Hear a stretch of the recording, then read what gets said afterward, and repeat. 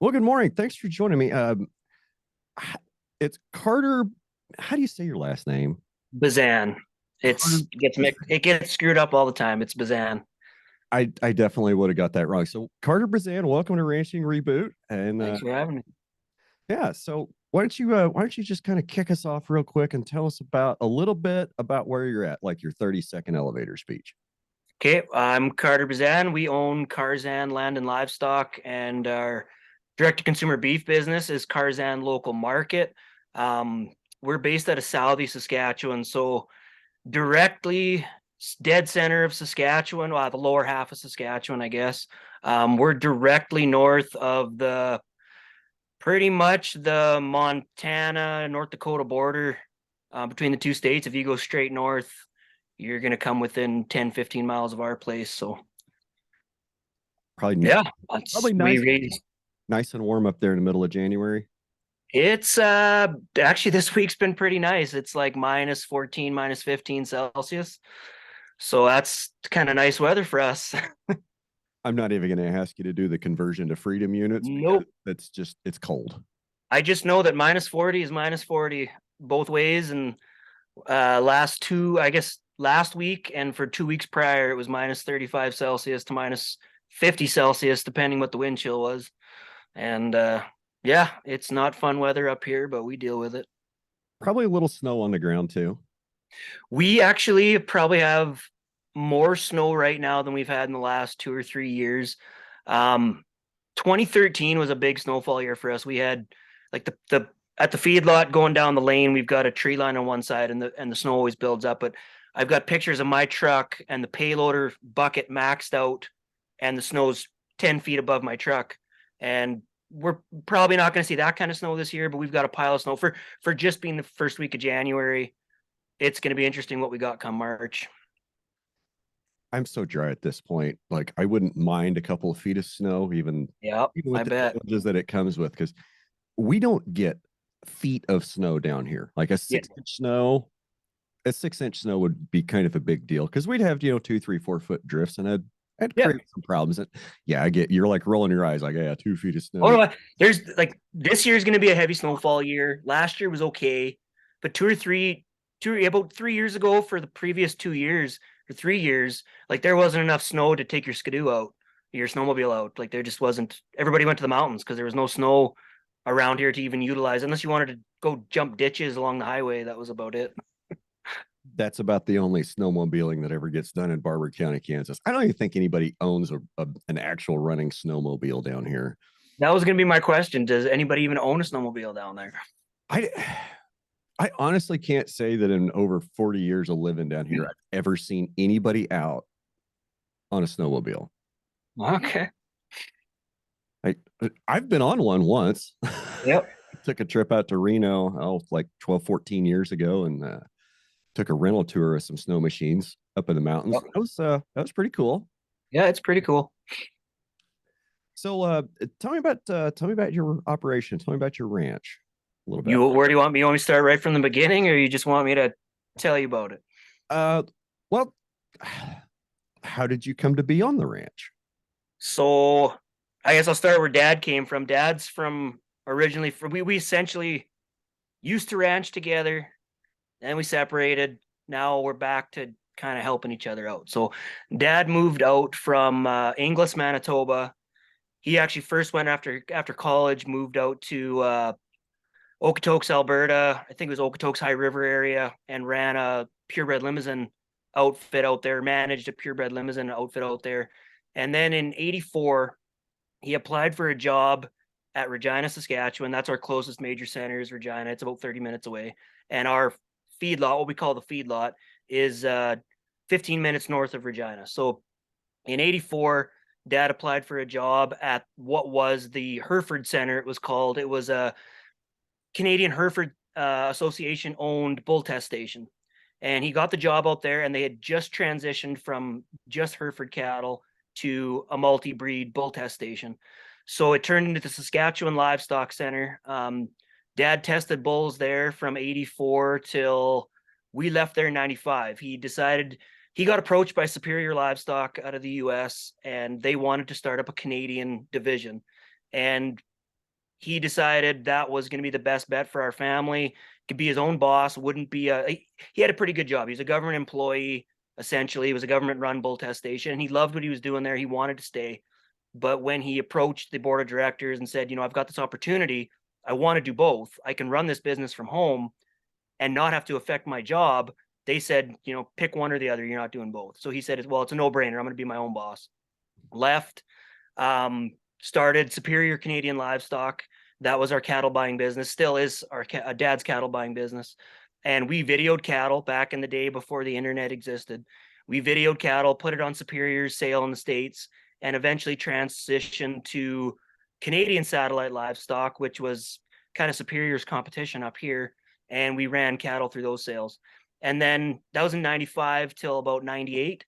98, we had an opportunity to buy a half section of land, which is up here. That's 320 acres of land right beside the old bull test station, right on number 6 highway. It's a major thoroughfare through Saskatchewan. Bought that land and built depending on the year, depending on the cattle, depending how much crowding you want in the pens, we can feed about 1,500 head. We only feed about 1,000. Right now, the feedlot's empty. It's been empty for the last, since I left in 2012 from managing dad's operation. So I started as a cattle buyer at the ripe old age of about 16 and started buying cattle for dad. When we built the feedlot in 98, we went from 50 purebred Hereford cows. I'm a 3rd generation Hereford breeder. That's what that lady is behind me, is a Hereford cow. It's in my blood.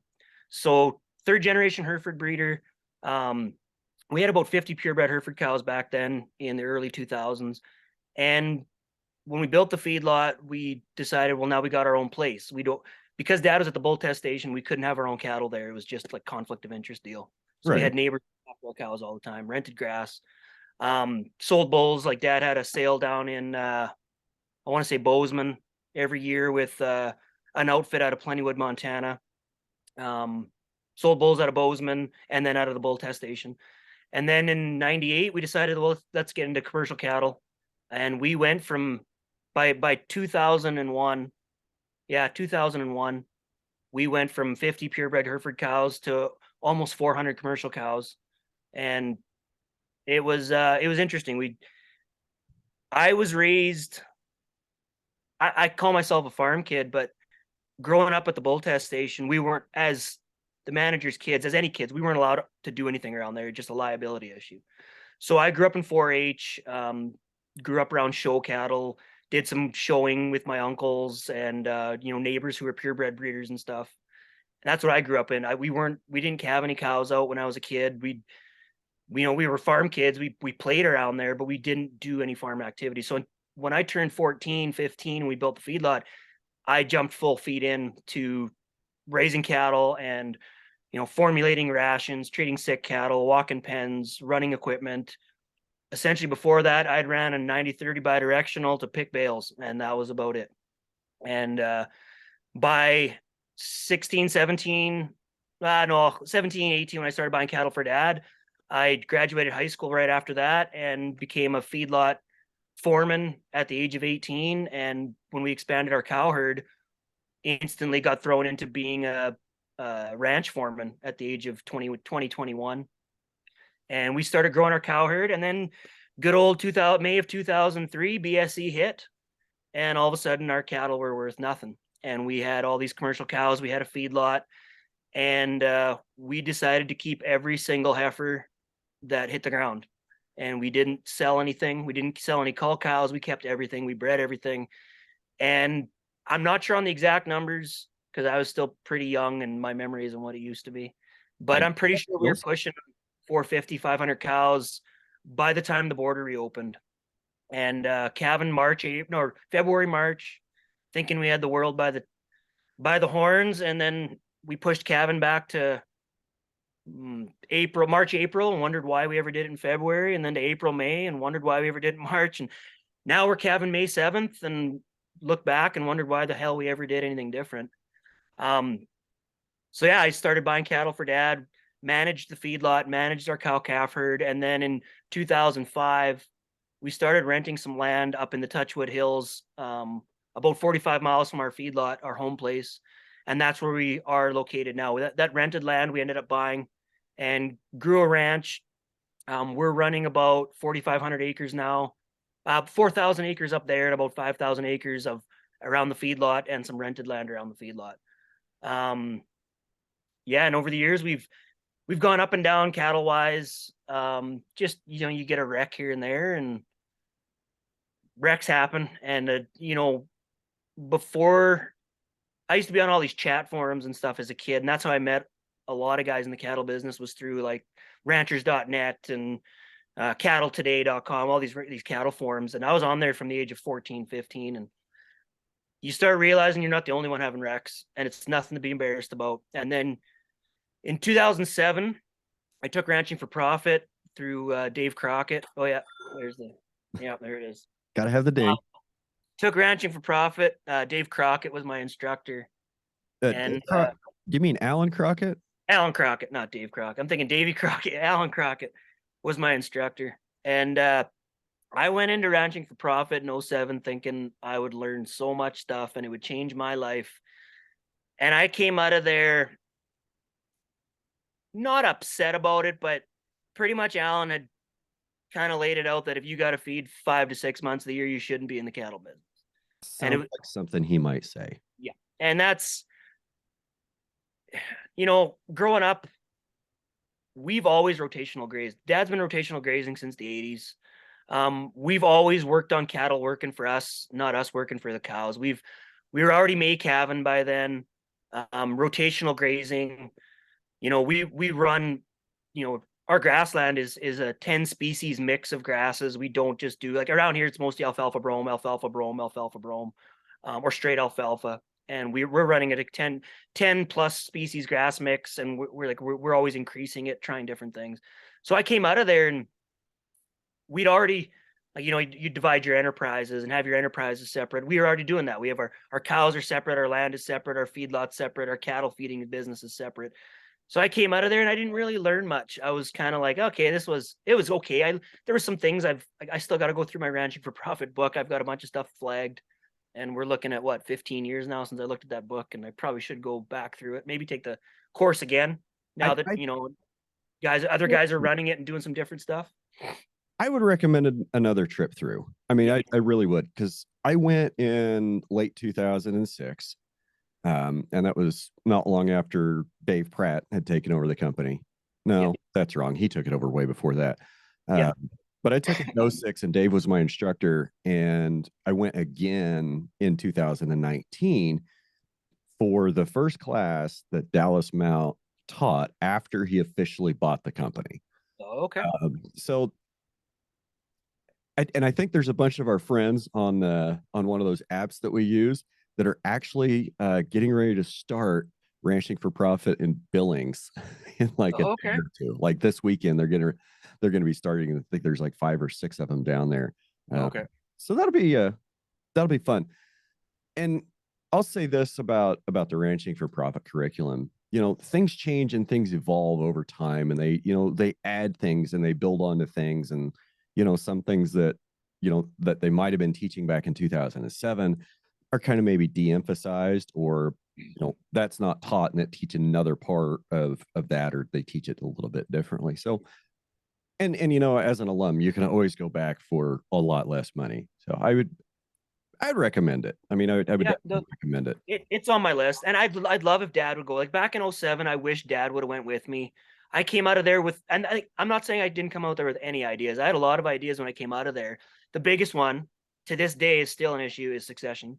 And I wish Dad would have went with me back then.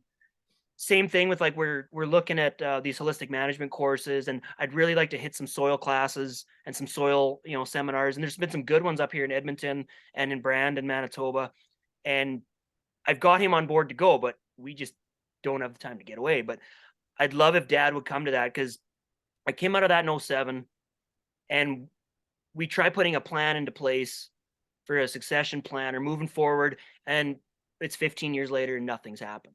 And that was one of the main reasons. So after that course, we continued keeping on the way things were, and it always sat wrong with me the way. And Dad and I disagree on some things, but we do agree on a lot. And my dad has taught me a lot more. Like when I met other ranchers at that ranching for profit thing, I thought as a 23-year-old kid that formulating rations and like we don't call the vet. I have neighbors that call the vet for everything. Like every vaccination they do, pulling a calf, everything, they call the vet. We don't call the vet. Like I'll call the vet. I like vets that'll text you back and forth if you got something you just can't figure out. But my dad taught me from a very young age, coming from a feedlot, management position and from a bull test management position. And he'd gone to course after course after course through the government when he was the manager. And my dad is a source of knowledge that I cannot, like, as a cattle buyer, his customers are always phoning him, tapping his brain on this and on that. And he doesn't get everything right. And nobody gets everything right, but he's a very intelligent man. And so I grew up thinking, every farm kid formulates rations and knows how to pull sick ones and knows how to treat sick cattle and knows how to evolve through different vaccination protocol or treatment protocols. And every kid knows what withdrawal dates are, and they don't. It's it blew my mind when I started talking to friends, and they're like, "What are you talking about? Like protein and energy and roughage and dry matter content and TDN," and they had no idea. And I thought that was just common knowledge. So coming out of that ranching for profit thing, I was like, oh, I guess Dad does know some stuff. And now listening to your podcast and working cows and reading all these books and stuff, I told Dad the other day about some stuff I was learning about, and he's like, so you're saying I'm not an idiot and I was right all these years? I was like, yeah, I'm not saying that. I'm not going to admit to that, because over the last few years, all of our neighbors do corn. Like they all graze standing corn. And I got sick and tired of buying feed, especially when feed hit $250 a ton last year and the year before. And I said, we got to try corn. We got to try corn. And Dad's anti-corn, anti-crops, anti-farming. And he farmed back in the 80s for a bit. And we've grown crops for silage and stuff around the feedlot. And he's anti all that. And I'm like, let's try corn. Let's try corn. Let's try sorghum Sudan. Let's do something. Like we need to figure out a way to get these cows, and we need to lower our costs. No, corn's not working out. These guys don't pencil in their corn. And now I realize he's right. Like when guys around us are saying, oh, corn costs me $1.25 per head per day. Okay, well, they don't charge themselves for their tractor. They don't charge themselves a wage. They don't charge themselves depreciation on equipment. They don't charge themselves for their land rent. And because all of our companies are separate, our cows have to rent the land off our land company. And our land company charges out what is either like what's hay prices and what would that land have yield in hay, or what is crop rent in the area worth and which one's more money, because you have to figure out that opportunity cost. And Dad's always figured out that opportunity cost. And that was something in Ranch for Profit I came out of thinking, okay, he's right about that. Like figuring out opportunity cost. If we could rent the land out to somebody else, well, whatever's going to make you money. So when we tell, like we custom graze a little bit for a couple neighbors, and we don't anymore because our grazing rate now is $1.85 per head per day, and it should be probably $2 per cow calf pair per head per day. And that's what we charge our own cows, because that's what the hay is worth off that land. Is that it?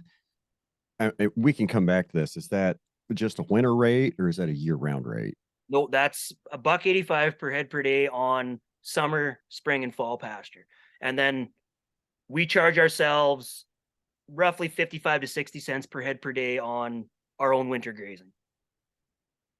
And we got neighbors who are like, well, I can get it for $1. Well, go get it for $1, because we need to justify, we're better off getting somebody to come in, cut this land, bale it, and haul them bales off and sell that feed than we are getting you to rent it.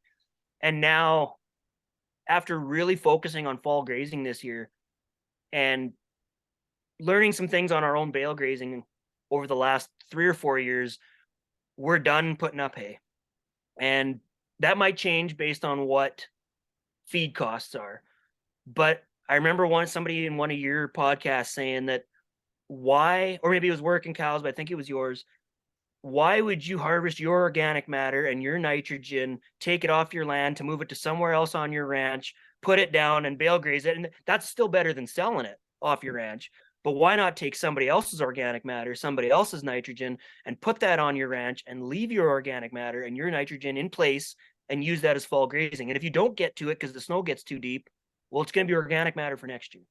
And we've always believed in our rotational grazing setup that you let the cows, every plant should be bitten, crapped on, urinated on, or stepped on, and then you move along.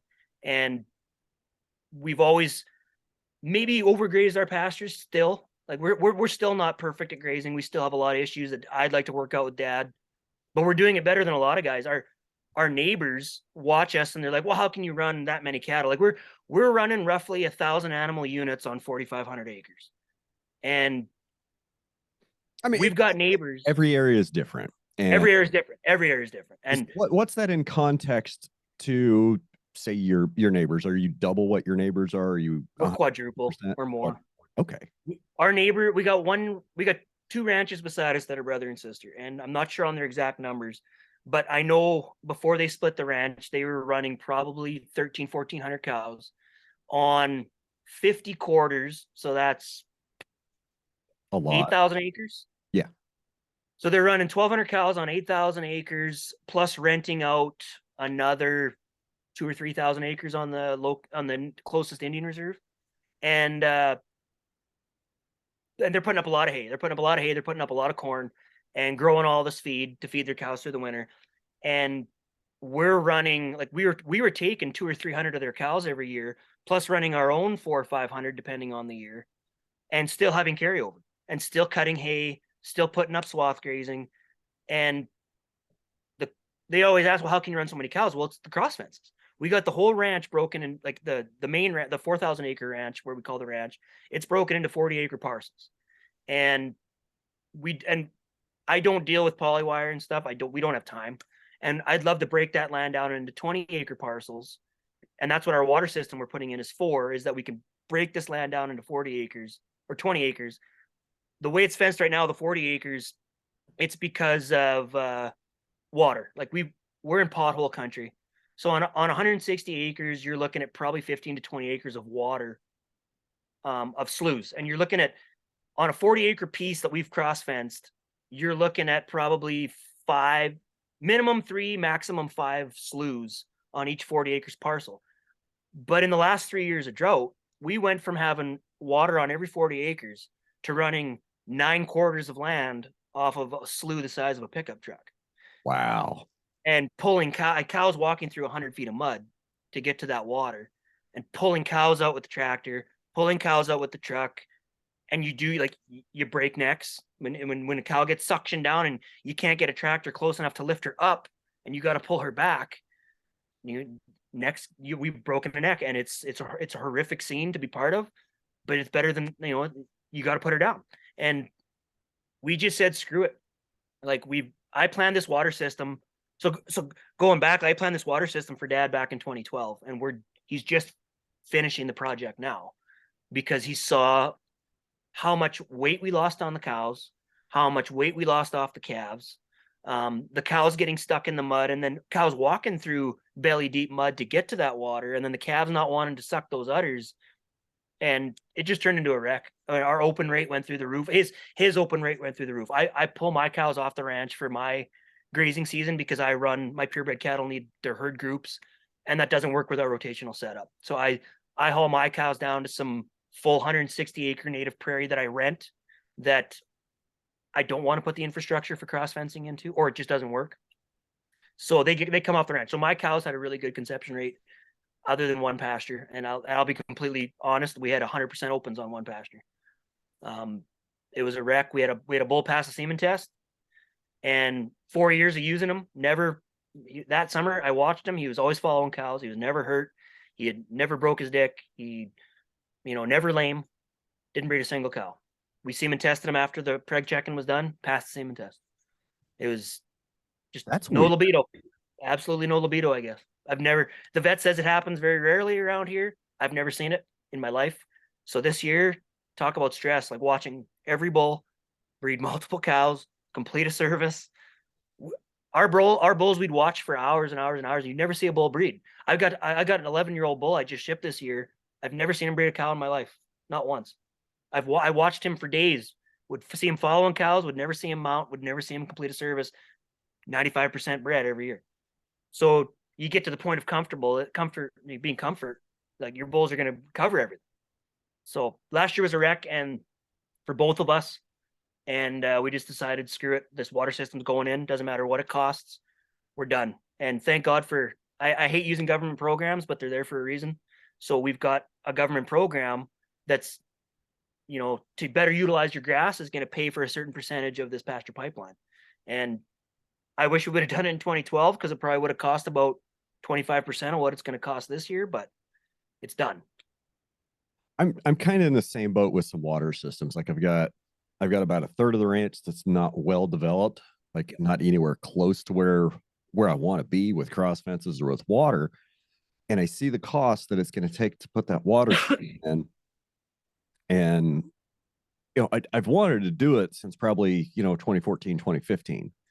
But we had a big wildfire in 2016, and then cleaning up, rebuilding fence, and cleaning up all the burned up trees out of my canyon, so I'd have creeks and cattle access again. That took 2 years and all of my money. So we're trying to get back to a point where we've got some saved up in the war chest, so we could go back and attack some of these water developments and water expansions. But it seems like just as soon as you get a few dollars saved up, oh, here's COVID. Yep. And that's, if it for us, like between Ducks like we deal with Ducks Unlimited Canada on it. We got long-term, like I want to say lifetime lease agreements, but they're not anymore. They're long-term lease agreements. We deal with Ducks Unlimited and not Nature Conservancy really.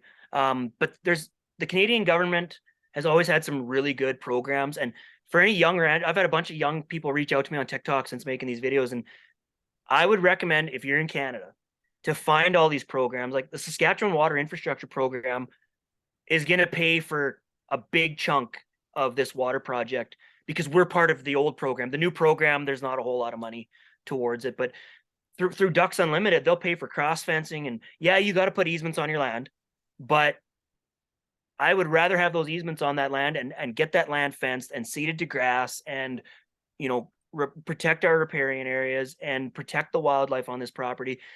And yeah, those conservation easements will always be at the back of our minds, like, oh, that's always going to be there. But I had a good talk with a lady yesterday, and she said, our fear is that an environmental wingnut starts running Ducks Unlimited up here, or at least our area office, and starts wanting to control how you graze your cattle. That's our biggest fear. But she said, she had a good thing. She's like, if they ever try that, there will be a class action lawsuit slapped on them so fast that they leave their head spinning. And I never even thought of that all these other ranchers, there's thousands of ranchers in Saskatchewan I know of for sure who've got all these easements on their land that do what we do. So between Ducks Unlimited and the Canadian Environmental Stewardship Program, and through this CAP program, I can't remember what that stands for, but there's money out there.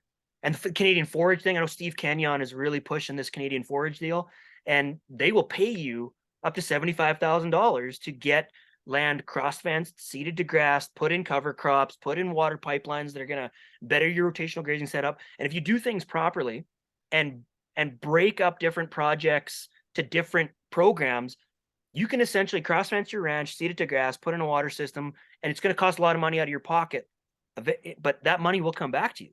And we've been doing those programs since 2001.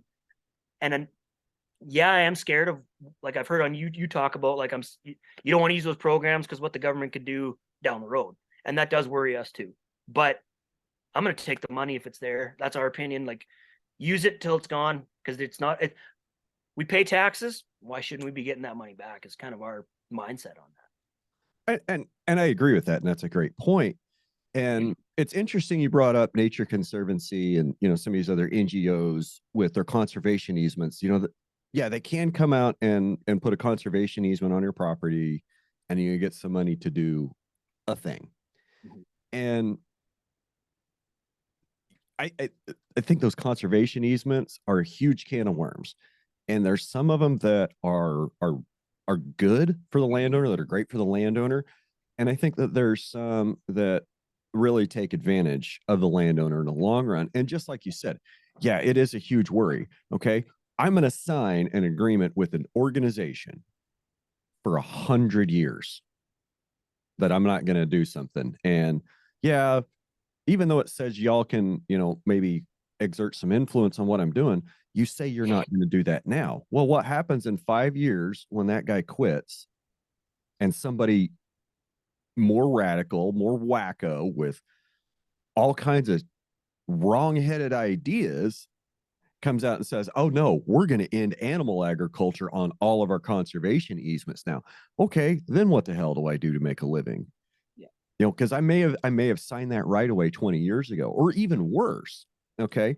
You know, we talk about succession planning, and I'm not going to ding you on that at all, because succession planning is probably one of the trickiest parts of our business to do and to get right, because it's like, your dad's still around, my dad's still around, we don't know how long they're going to be around, and neither do they. And that's the tricky part of succession planning. But getting back to the conservation easements, you know, part of me is torn, because yeah, private property rights are the bedrock of conservation. I mean, if we didn't have guys like you and me out on the land that care for the grass, that care for the cattle, that care for the birds, that care for the grasshoppers, that care for the fungi, if it's all managed from afar under conservation easements with for hire managers that are just there drawing a paycheck, like, that's not going to be good. That's not going to be good for natural species conservation, for habitat conservation, for anything. I mean, we need, it's skin in the game is what it is, Carter. It's skin in the game. And for you and me, we've got skin in the game every single day. The people you sign those conservation easements with, where's their skin in the game? And even the lease agreements we have, I love what Ducks does in our area. They're easy to deal with, and even our conservation, they're only, I think they're 10-year agreements or something, and then you can break the land, and that, like, we'll never break our stuff. But oh, my Zoom just kicked out here. Hang on. You're still here.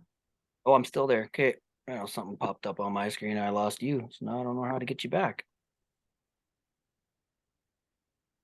Huh. Yeah. Guess I don't. There we go.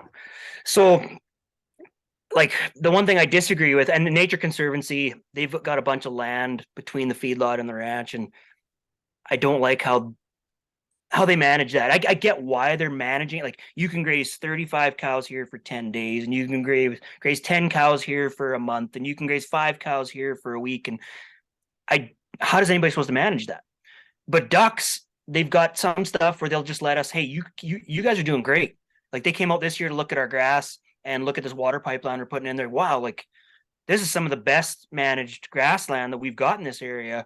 Keep doing what you're doing. But at the same time, we can only use some of their land every 4 years. So cows go in there every 4 years, and that grass is old and lignified, and there's no nutritional value in it. So we just go in there with the whole herd and we beat it to the dirt, and then we leave. And we come back in the fall and we'll utilize it as fall and winter grazing because it's got something to eat. But we'd have better management and better and this is where we disagree with them all the time, is the bird populations and the nesting areas will still be intact, because we will rotational graze through that land in conjunction with the rest of the ranch. So why not just let us keep managing it? Look at the wildlife on the rest of our ranch. It's not suffering, but that's what we can't get through to them. So there are certain things where I wish we could change. Like, we wanted to put the water bowls that we put in.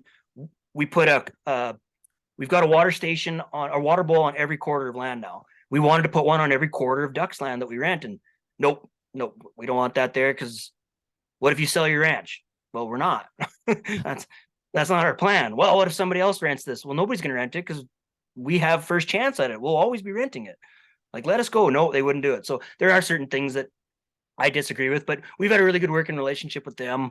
Honestly, like, they have the Ducks Unlimited ranch is right beside us. Like, it's, I don't know how many thousands of acres, but I wish we could rent that place and show them what we could do versus what their current manager's doing. And I think there's opportunities with these wildlife. I used to really dislike a bunch of these wildlife organizations. Some of them I still do. I just don't like the way they operate or manage things, or some of their opinions on stuff. And I wish they just give more power to the rancher managing it if he's doing a good job.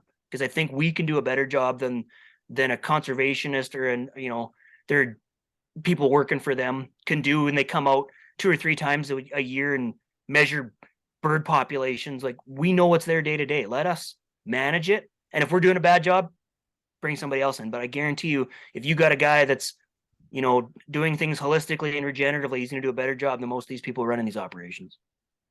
100%. We went way down a rabbit hole there, but I think I left off around 20.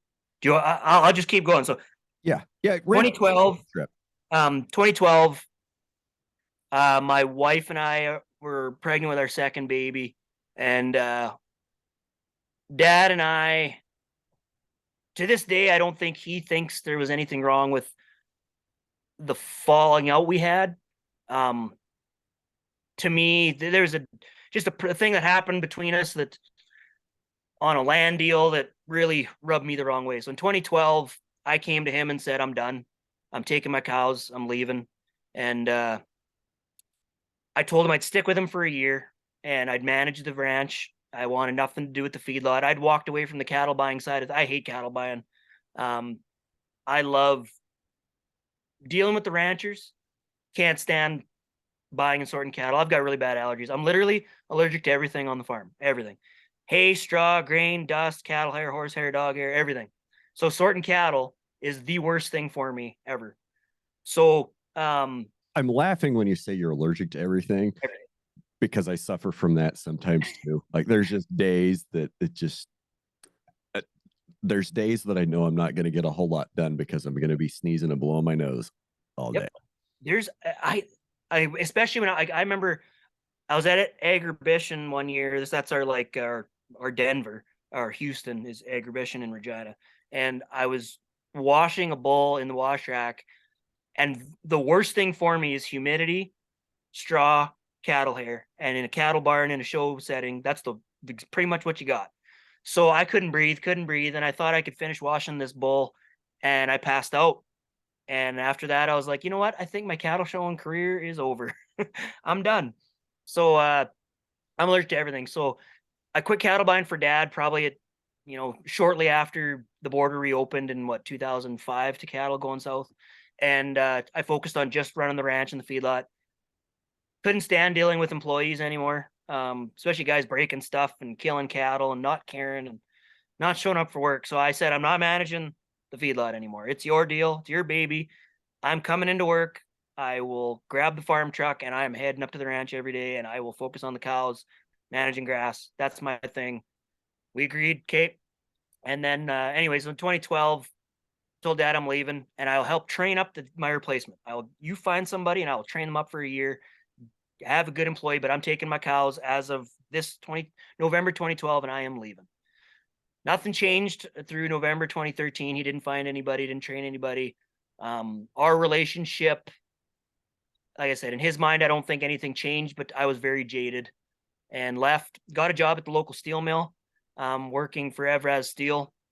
And I spent 8 years as a shift worker in a pipe mill, making spiral oil field pipe for pipelines, and worked 60 some hours a week, working. No, it wasn't 60 some hours. It was 168 hours a month or every 4 weeks or whatever, working shift work, and then running 140, 150 plus cows on the side.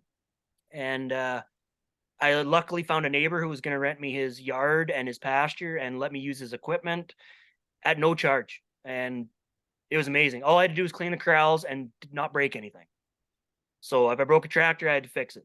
So I was there for 2 or 3 years, and then his well filled full of manganese, and couldn't. Well, his wet well, wet well filled full of manganese to the point that the pipes were just plugged up. There was enough water supply to the house that he wasn't worried about it. But he said, you know what, we can't run your cows here. So in 2015, I'd been there for 2 or 3 years, and decided, you know what, this cattle business. That was 2013. 2015 calf prices were through the roof. 2014 calf prices were through the roof. Cows were worth a fortune. I was selling a few purebred bulls off the farm, but I had a small herd, and your average bull sale was bringing $7,000, and oh man, there's a future in this purebred business again. So I went to a guy in Alberta and leased 50 purebred Hereford cows for a fortune on a lease to own, thinking I'd sell these $7,000 bulls as consignment through his sale, and also went and took on about 190 bred heifers out of southern Alberta that were supposed to calve May 7th with my cows. Well, April 1st comes around and these calves start dropping in a blizzard. And Sounds right. I had rented back the old feedlot that I grew up on, the old bull test station. And it's a 60-year-old 60-year-old place falling down around you. Like a big wind would come in and all your windbreak fences fall over as the railway ties are so rotten they just break off. And I'm calving these 190 bred heifers with no protection, no barns, no corrals, because my cows calve in May. That turned into a wreck. And then 2015, I took on those cows. They showed up. So 2015, the fall, market crashes. Calves aren't worth nothing. And the guy I'm leasing these cows off of, the big group, the 190 bred heifers, he was supposed to bring me another 200 May calving black cows that next spring. All right. And calf market crash. And in the agreement, he had say in when the calves were sold. And he panicked. We sold the first week of October, took an $80,000 hit. And I tried to convince him, like dad's pretty, he's got his ear to the ground on this market thing. Like he's saying, hang on to these calves for till the end of October and this market's going to turn. And sure as shit, we sold the calves, took an $80,000 hit, and then the market turned. And I would have at least broke even. And this guy phoned me apologizing profusely for what had happened, but he was pretty jaded with how much money he lost, and I was jaded with how much money I lost. So he took all those cows back. And all of a sudden I'm stuck with all these purebred cows that I paid a fortune for, and the bull sale market tanks, essentially. Nobody wants to buy bulls. Bull sale market goes from $7,500 average in the Hereford business to $4,500 average in the Hereford business. And then, long story short, put a stress on my marriage, and come 2017, I'm divorced and raising two kids on my own, working shift work. Had to sell half my cows in the divorce, so I'm down to these 50 purebred Hereford cows that I leased on a lease to own, and my cow herd's down to about 50 head left after the divorce. And then in 2019, I met this woman, internet dating. I am not afraid to say this. I met her on the internet, and now we have our second baby on the way here in April. And COVID hit right after we kind of started. I guess we met in 2018, and then I broke up with her because I wasn't ready. I realized, a friend of mine told me after my divorce, wait 2 years. Wait 2 years before you start dating, because every relationship you're gonna have is gonna crumble to pieces. And you I didn't hear listen. them say that, and you're like, ah, no, that's bullshit. He's wrong. That's bullshit. He doesn't know nothing. He was bang on. So I broke up with Carmen, and then we spent a year apart. She traveled. I went to New Zealand. Looked at a bunch of ranching outfits in New Zealand. Thought, I was supposed to move to New Zealand in 2003, right out of high school. Okay. And then BSE hit. So mom and dad let go of all their hired men because they couldn't afford to pay anybody. And I felt bad because I had a bunch of cows there, so I stayed. So that was in 03. And I think if I would have went to New Zealand in 03, I probably would never came home. Like after going there in 2019, I realized that would probably been my home. I love everything about the place, everything about the ranch culture there, the climate, the people. It's probably not 40 below with 5 feet of snow in New Zealand right now. I went to a ranch that sees winter, and he was telling me how bad winters get, and I was like, what? You get 30 days of 6 inches of snow and you're complaining? And because you're grazing through it? Come on, man. He's like, oh, we put up hay. I'm like, oh, how much hay did you put up? Oh, just not for 30 days, just in case. Well, I wish. And it's silage bales. So, like, it's the best feed on the planet. I keep 2 weeks of prairie hay around, and that's it. That's all I got to worry about. I think let's see, I came back from the Navy in 2006, and since then, The most I would have had to feed, I think, was 12 days in a season. We had one winter about 3 years ago. Best winter. It was a nasty winter. We had lots of snow, but we had managed our grass perfectly. Or Dad managed his grass perfectly because I still wasn't really working alongside him. But he managed his grass perfectly. He fed for 30 days from March 1st to April 1st, the whole winter. The cows grazed the rest of the year. They were fat as ticks still and looked fantastic. Because All we of we my do graze. fans, all of my listeners in Nebraska, Wyoming, Montana, and South Dakota just threw up a bullshit flag that you're only feeding for 30 days. It was the most amazing. And I told Dad, like, we got to get back to this. We've got to manage our grass that we can do this again. And that 30 days of grazing was bale grazing. Like I shouldn't say we didn't feed because we did do swath grazing, but that's still grazing. Like the cows are doing the work. And even the bale grazing, yes, it's feeding cows, but they're still doing it on their own. Like you started a tractor. We were feeding once a week, like up until this year's the first year we put out all the bales in the fall. We've always done like we take the tractor out, pull a bale wagon out full of bales, and put out enough bales for each cow group for a week to 10 days. And then we'll come back and do it again. I had somebody comment on one of my TikToks, like, you don't see your cows for a week? Yeah, I don't see my cows for a week. What's wrong with that? I should be able to go a week. I've got a bull customer. I'm not going to say where he is because then everybody will know who he is. But I've got a bull customer. He takes out all of his feed, and he takes out all of his bales, oat hulls, a little bit of mineral, and a little bit of salt to his cows in the fall, dumps it all off, comes back when they start calving in May. And whatever happens, happens. And I know there's a purebred Hereford guy, I think it was Ferry Carpenter. He's long gone now, but he used to send his cows up into the mountains, and whatever came and send his cows up into the mountains in like March, and whatever came out in the fall alive with a calf inside stayed, and that's how he ran his cows. And we should all be doing it. That's old school. That's old school. That's scary. It's scary. It's very scary. Very scary. On our Discord server, I think yesterday, Bob Kinford said something. He said, how did animals ever live long enough for us to develop supplements? Like, okay, I get that. How long? I mean, they existed, and the point is, cattle existed for hundreds of years. Yep.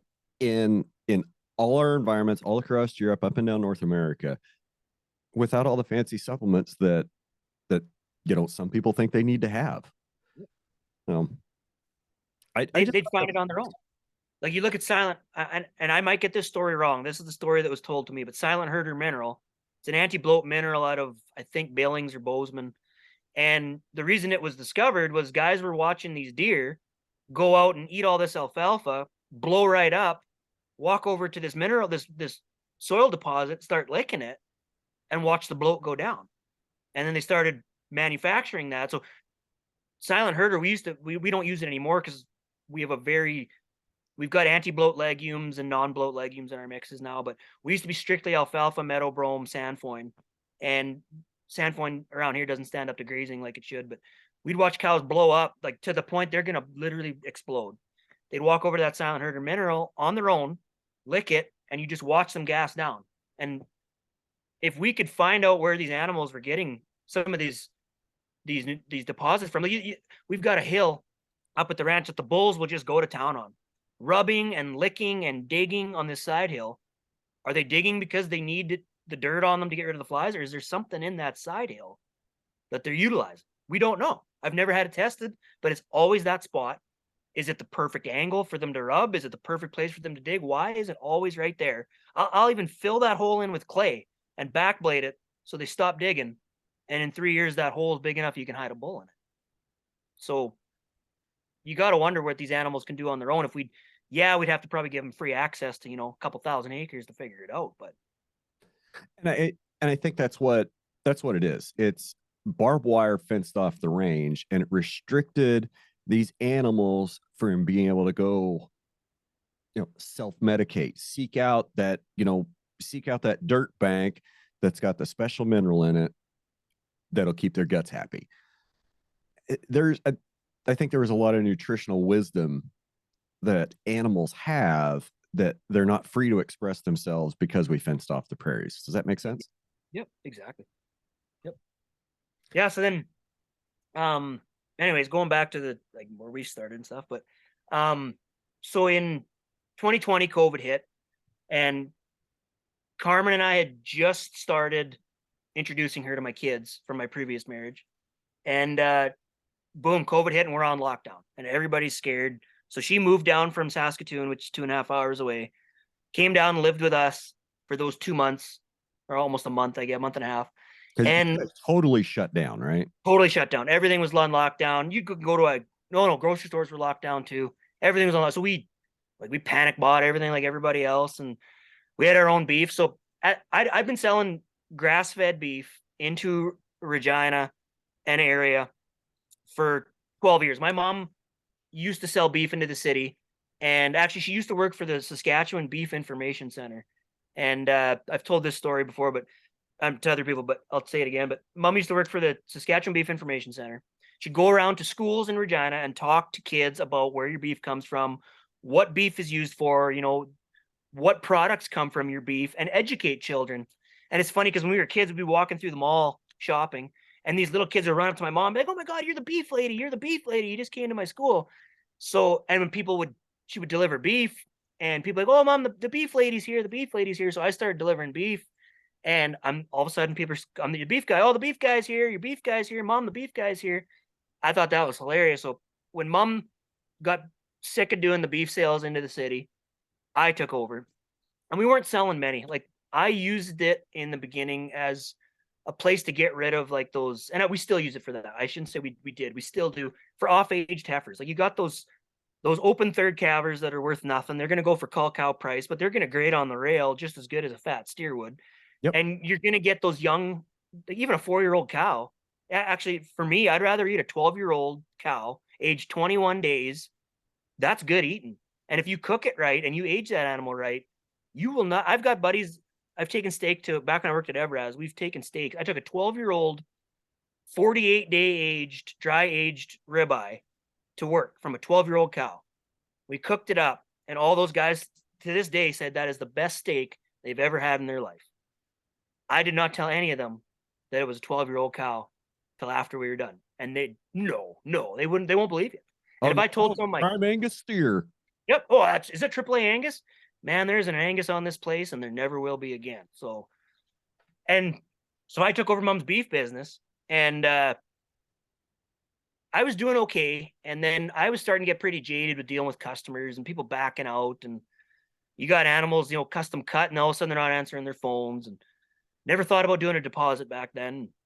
So Carmen come down to live with us, and she had some stomach issues and stuff years ago, and started eating grass-fed, organic, farm-raised meat, and eating gluten-free and eating sugar-free. And, I thought she was a wingnut on those things.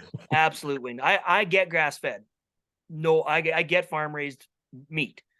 But all the other stuff she did and the supplements she took, I thought she was an absolute wingnut. And her talking about, our food losing nutrients and all this stuff, I thought she was nuts. And I would fight her on glyphosate.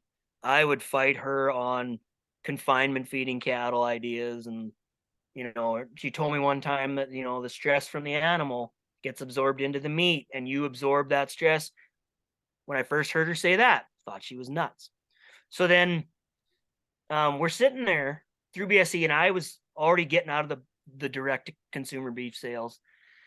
And all of a sudden the phone's ringing off the hook, and we could have sold 9 animals a week if we had the stock, and we didn't have any inventory at all. So all of a sudden I'm going to dad and like, what do you got for open heifers? What do you got for open cows? This is what I got. What bulls aren't going to make the sale this year? Like the yearling and 2-year-old bulls, they're going like they're underweight. They're fat enough, but they're underweight. They're going like we're shipping everything, putting everything into this thing. And Carmen had been shopping in Saskatoon at all of these local food producers and places you could get all Saskatchewan made goods, local beef, local pork, local chicken for years, because that's what her body needed to heal her stomach issues. And it worked. So we're sitting there, and we're sitting there one night and I'm like, you know what? I come out of high school and I had this dream. Me and my sister had this dream that we would raise grass-fed beef and we would sell it through a store that only has Saskatchewan made goods. And right next door, we'd have a restaurant that only had Saskatchewan, had everything that was in the store on the menu. And that's all that was served. And we dreamed up this idea out of high school and realized we had no money. We could never make this work. So COVID hits. I tell Carmen about this idea. And she's like, well, why couldn't we? Like, why couldn't we do that? Well, Like, suddenly it's a good idea with suddenly customers. it's a good idea. And we've got the ability to do it. So we could start this business. The one farmer's market she bought at, they had white freezers and nothing fancy. They raised all their own pigs and stuff, but they had white chest freezers and white upright freezers. They didn't have the big fancy glass ones. Everything was wrapped in brown paper. And so we started brainstorming. How can we make this work? Oh, we could do this for $1,000. We could open this store for $1,000. Well, number one, we were wrong. Could not do this for $1,000. So we ended up renting a location here in town, right on the highway. It's an old house that was converted to a store and then back to a house, and we converted it back to a store. And we started sourcing all of these local Sask made goods. And we were going to open summer of 2020.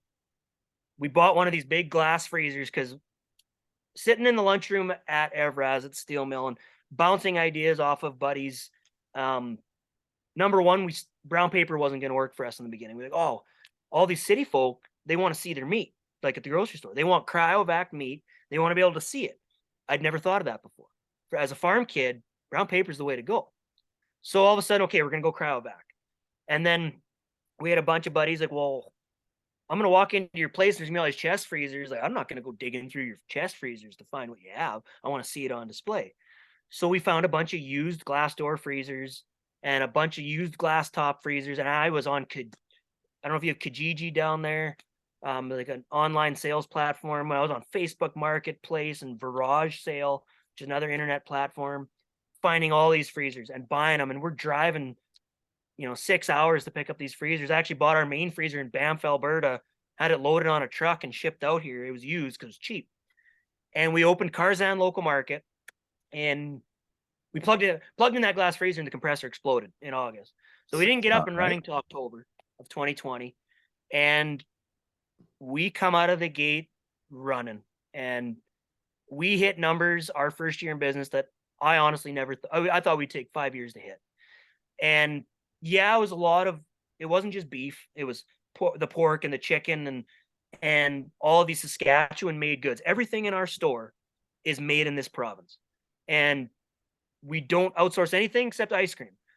We used to have ice cream made in Saskatchewan that didn't work out. So we wanted the same principles: locally sourced ingredients, locally sourced milk, locally made product. And that's what we found. But we had to go to Winnipeg, Manitoba. So that was the only thing we imported. And all of a sudden through COVID, the support local thing exploded. Support local farmers and ranchers exploded. Our online platform, I built our website and our online presence. And Carmen is a social media guru. She started a nail and lash business in Saskatoon. And within 6 months of just social media boosted posts and targeted ads, went from no customers to 8,000 followers on Instagram in like 6 months and a fully booked clientele. And I always swore I would never ever date a girl who did aesthetics. I thought they were, and no, I'm not, do not crucify me, ladies, but my personal opinion was that women who do aesthetics are all nuts. Until I met Carmen, and she totally changed my mind about women who do aesthetics. She created. I thought she was nuts because of the way she was buying. There are things to this day I still think she's nuts about, but she did change my paradigm on 90% of my life and my lifestyle. So, yeah, she created a 6-figure business in less than a year, and she all on social media. It's insane what the woman can do on social media. So she built our social media presence. I took over that now that she had our first baby and she was on mat leave, and I kind of run the social media. And yeah, we hit the ground running, delivering to Regina, which is 15 or 30 minutes away from our home place, and up to Saskatoon, which is 2.5 hours away. We tried delivering to other places. It just didn't work out. But we deliver right to people's front doors, and it's me. I'm the delivery guy. There's nobody else that does it. Carmen will do it on occasion, but I'm the delivery guy. So people get to see me on social media. They get to see I raise the cattle, and our biggest thing is we're selling you the animal from birth to butcher, and I'm delivering it to your front door.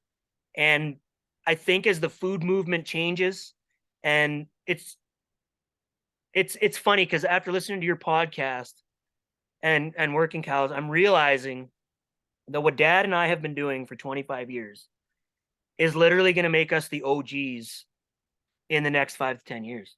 We will be at the forefront of an industry that I think has a downhill roll right now of a boulder, and it's just going to pick up steam. I don't think there's any stop. I don't think you can stop the regenerative ag movement.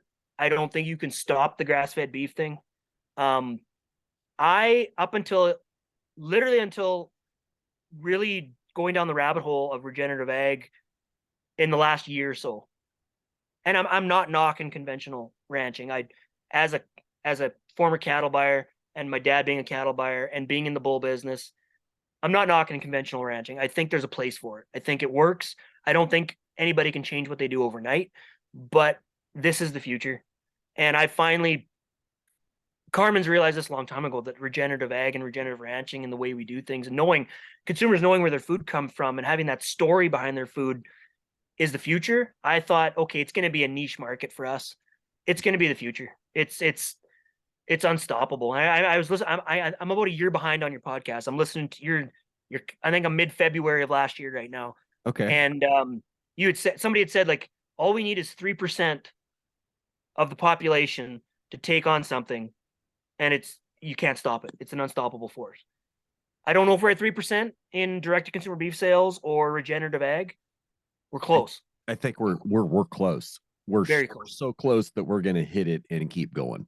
Yeah, and we constantly. I was anti TikTok. I'm still anti TikTok.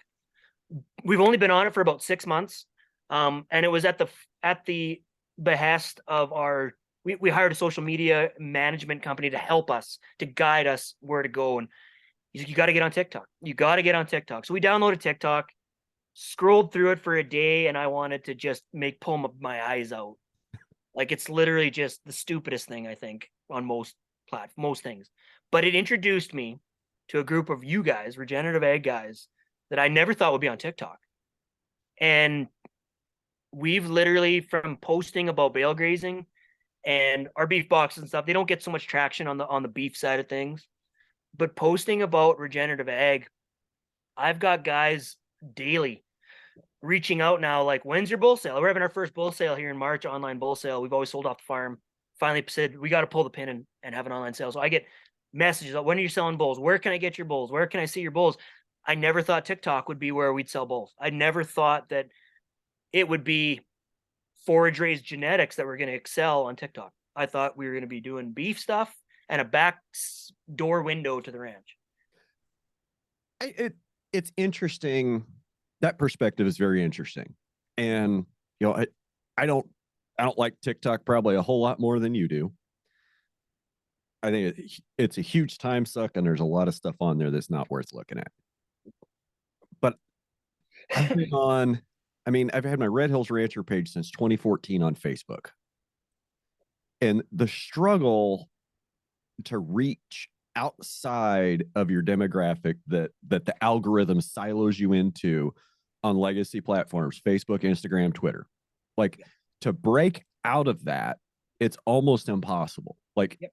And I'm 99% sure that it's structured because Facebook wants you to spend money, pay to play, boost ads to break out of that. TikTok doesn't have that.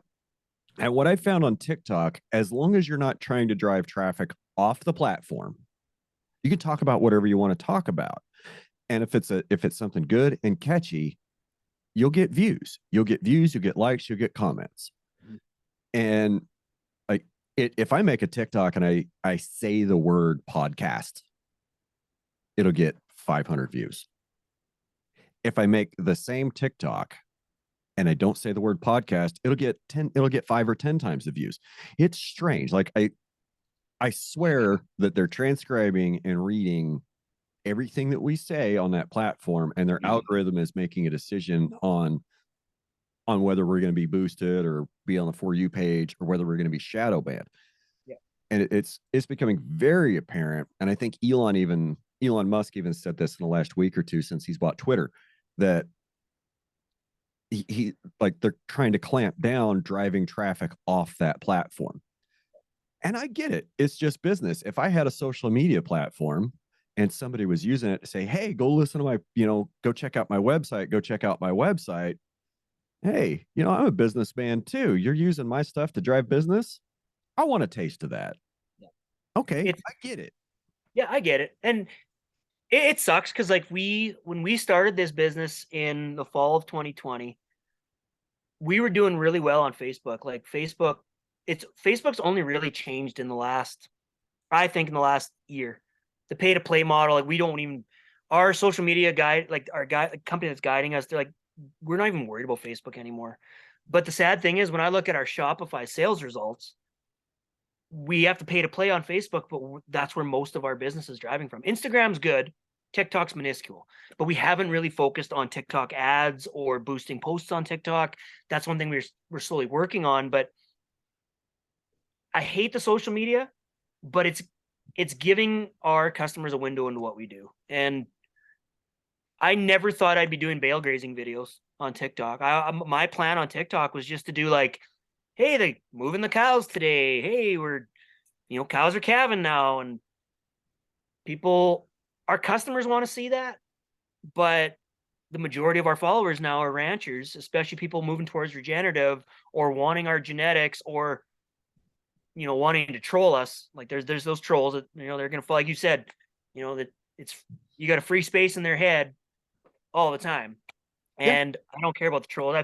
I wanted to engage them in the beginning and just fight them on stuff. Now I just let them troll. I don't even bother with them anymore. But that's the kind of people we're seeing on TikTok. But I wish these platforms would change. But our customers are asking us now, like, can we get a tour of your ranch? Can we stop in? I got one customer. She's been with me for 10 years. She wants a picture of every cow she buys. Every animal I butcher for her, she wants a picture of that animal or a video. I would never want to see that. Like I do, like I get where she's coming from, but I like that our customers trust us because we don't put anything into our beef that we wouldn't eat ourselves. So if we got a cow that literally just needs to be put down and let the ground take her, that's what we'll do. Like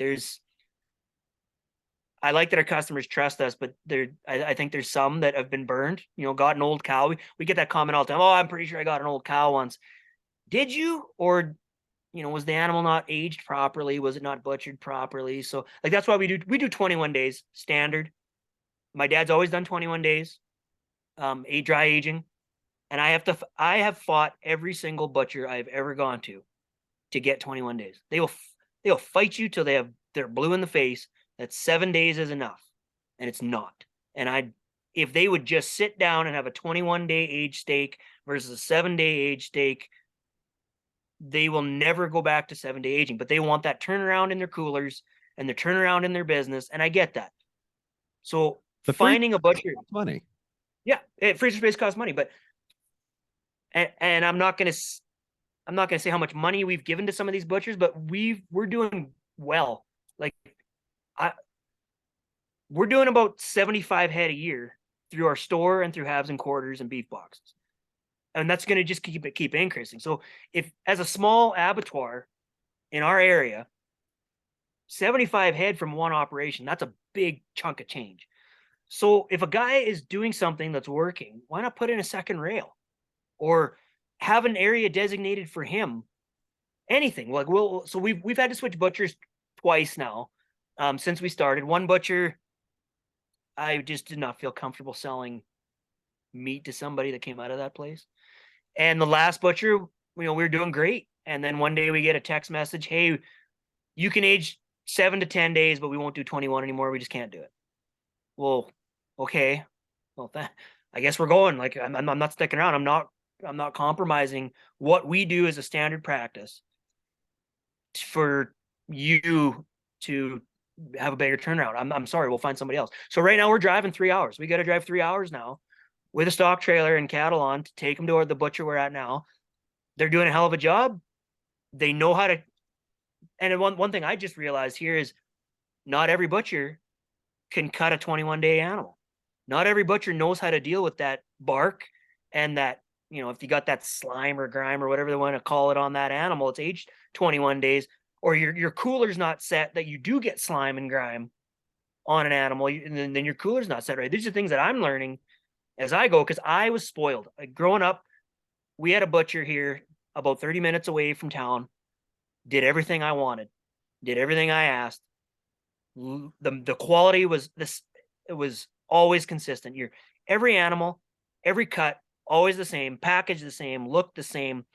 Then they retired because they can't find anybody. And I don't know if you have the same problem down there, but up here, nobody wants to do butchering. No, it's too hard. It's too much work. I think that's how we lost all of our meat plants in the 80s, early 90s, is those guys just aged out and there wasn't anybody to replace them. So instead of struggling, they just quit. And I'm pretty sure that's what happened. I don't, we're about the same age, and finding the guys that, that lived through, the consolidation era in the 80s and early 90s that ran meat plants and getting them to open up and, talk about, tell us what happened. I don't know.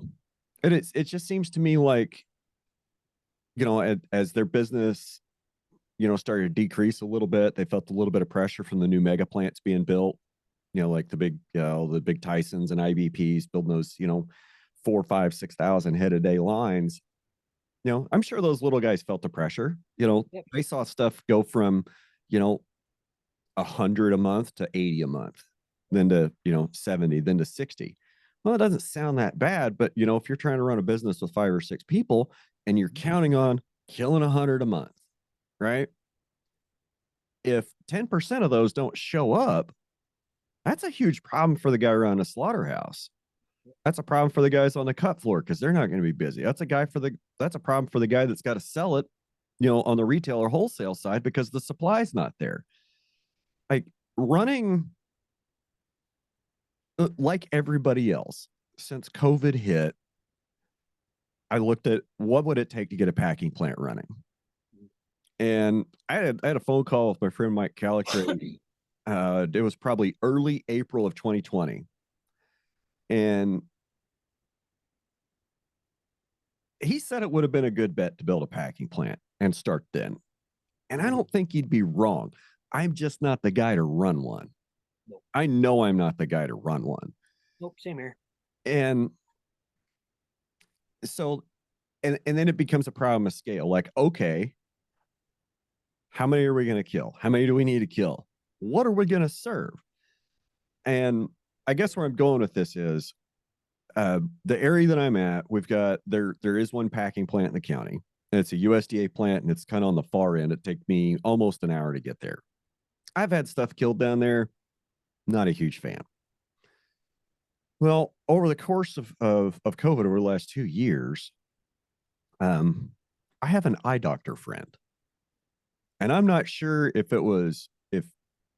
I had anything to do with it at all, but I remember, going to him and talking about a meat plant pretty early on with, knowing kind of some ballparks of how much it would cost and what I wanted to do.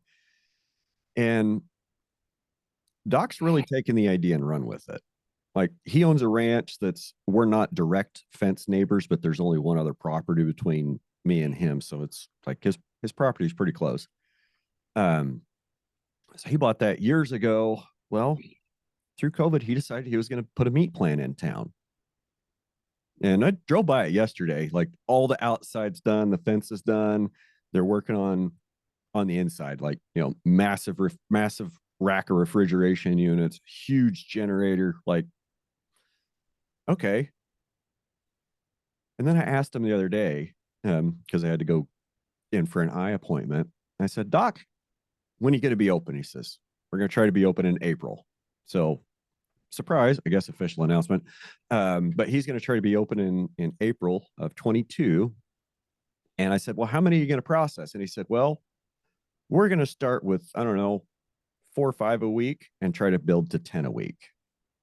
Thinking, okay, that's not bad. And then I started doing the math. I'm like, 10 a week's only that's a 2-man operation, maybe 3 tops. And, okay. I mean, it's still 3 really high quality jobs that didn't exist in the community beforehand. And if we're talking about 10 animals a week, that's all outflows that would normally be going to a sale barn in another county or to a packing plant in another county.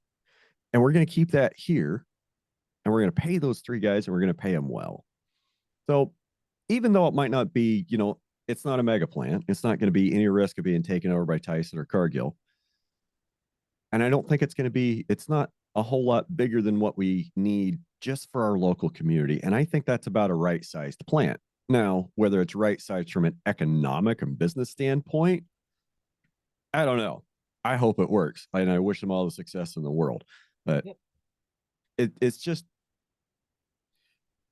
we had a group of guys that aged out at a time when we were all being told, get big or get out. Not we, I mean, we were still kids, but our dads were getting told, get big or get out. And at least that was a sentiment down here in the early 80s, the Earl Butts thing. And yeah, there's a point where you need to keep scaling and growing. But there's also a point where it's like, okay, where do we stop?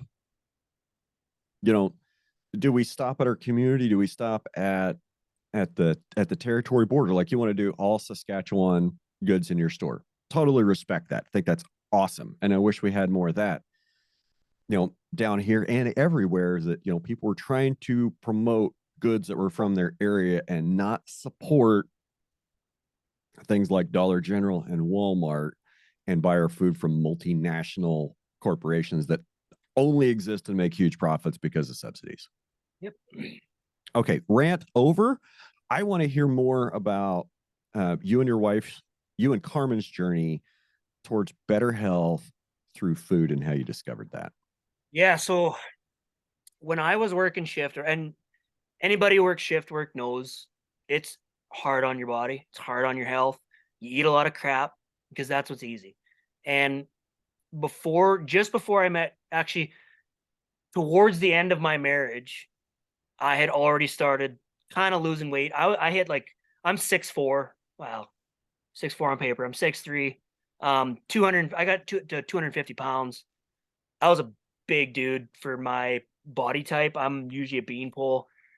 Just tired. What's that? You look shorter on camera. Oh yeah, no, I'm much shorter on camera. So I hit 250. I look back at pictures, call it the Fat Carter phase, and there's not many pictures. They don't exist. They just kind of know. I just hid from the public back then, but I got real big, real unhealthy. So first thing I did was I cut out beer, and I hadn't met Carmen yet, but I cut out beer. I'd come home from work, come home from ranching, put the kids to bed, spend time with the wife, whatever. She'd go to bed early, and I'd go downstairs, crack a beer every day. And that inflammation on your body, I'd never thought about it that way, like how much water weight you're carrying around just in inflammation. And so I stopped drinking beer, started losing a little bit of weight, and then got divorced. And all of a sudden you're on the social media or on the dating apps, and you're just this big fat single dad. And I met Carmen. I think I had already lost about 40 pounds by the time I met Carmen. Did you catfish an old picture? What's that? Did you catfish her with an old picture? No, I didn't. If I showed her an old picture, she would have ran. So, and Carmen has never been overweight. She will say she was fat. When I met her, she was at the heaviest she'd ever been. Most beautiful woman I ever met. So, I met her. I'd already dropped 40 pounds just from not drinking beer and from um, working out a little bit. I wasn't working out a lot. I was working out a little bit. Met Carmen. We dated for a bit, and she was had healed her body through um, eating grass fed, eating organic, gluten free, taking probiotics, taking all the health supplements that I was always told. My ex-wife was a personal trainer, and all of these bodybuilders that she was friends with, like, oh, putting a daily vitamin into your body, that's just expensive piss. Like, you're just wasting your money. And I thought that way. And I'd always ate grass fed beef. I was raised on grass fed beef. That's all we had. We never had grain fed beef. You're not gonna, you got a fat steer that you maybe breaks a leg and goes to the butcher, and you'll take that out of the feedlot. But you got good grain fed beef that's going on the truck, and you're getting stuck with the old cow that you can't ship to the auction market. So I was raised on grass fed beef. So Carmen and I, after we broke up, I realized that she was right about a lot of things when it came to eating. So I stopped drinking completely for a long time. We both started working out hardcore, really focusing on strength training, not on. I was always, oh, you gotta lift weights, but you gotta do cardio. You gotta lift weights, but you gotta do cardio. So I started focusing on just weights, heavy weights, consistently, frequently, and I dropped down just through diet and eating healthy. Um, Knowing where your food came from. We even healthier now than when we lost all this weight. But our food journey, I just realized that I was tired and exhausted, and Carmen was eating gluten free, so I started eating gluten free, and just the sheer inflammation in your body goes away from eating gluten free, eating farm raised food and food that's raised regeneratively. You just feel your body. You feel different. Your body feels different. Your mindset's different. You're clear headed. And I dropped down. I think my smallest was like 175 pounds. And like that's where my body and my weight. I was just honed. I'm not that anymore. Let's say that. And Carmen was just ripped, absolutely ripped from working out and focusing on diet and focusing on what you're putting in your body and eating lots of green food or not. I'm very anti-organic. I'm anti-organic on the organic industry. We've raised natural cattle for 25 years. We haven't put an implant into our cattle since the late 90s. There hasn't been an implant.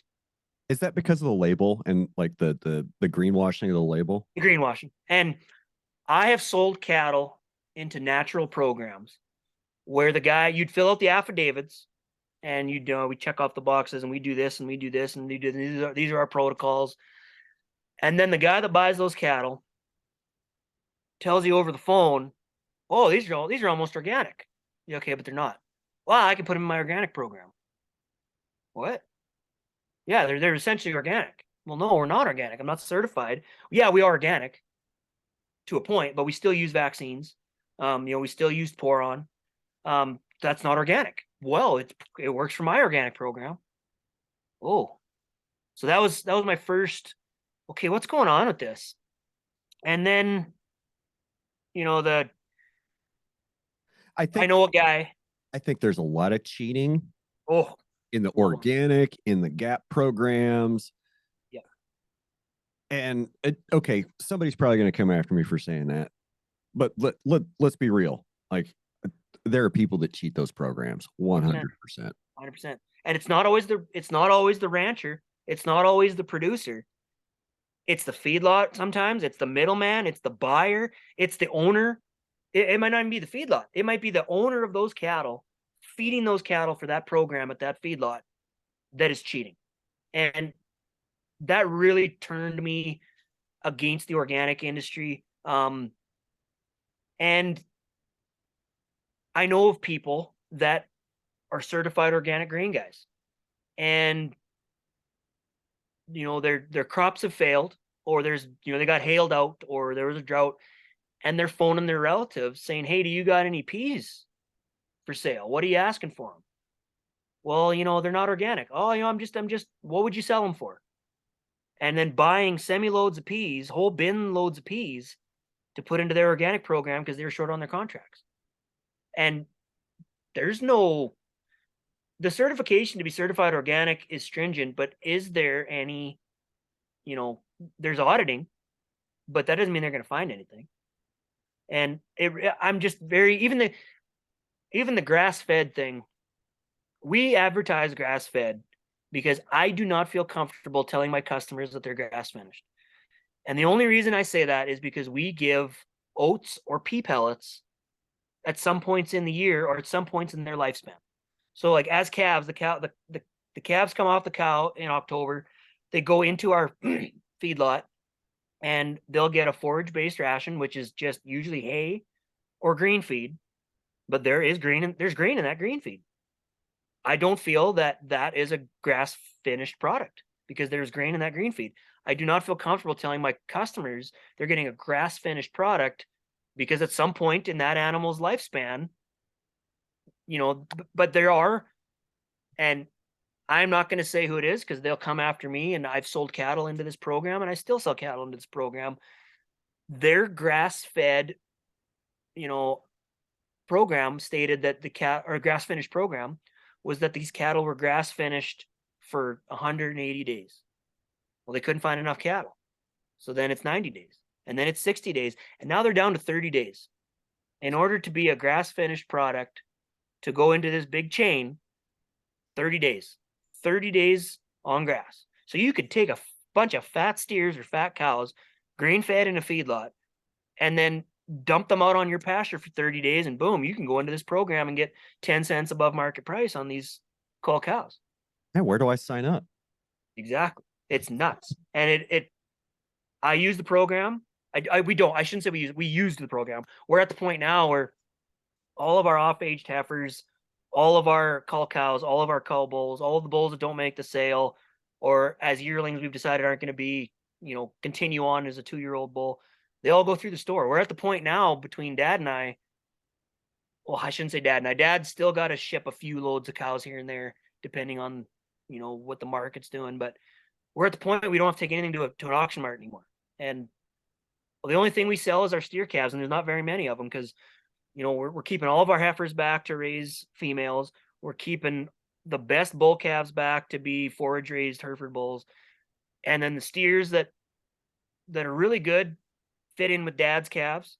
So, and we keep all the dinks, like all the little dinky calves that, you got those fall born.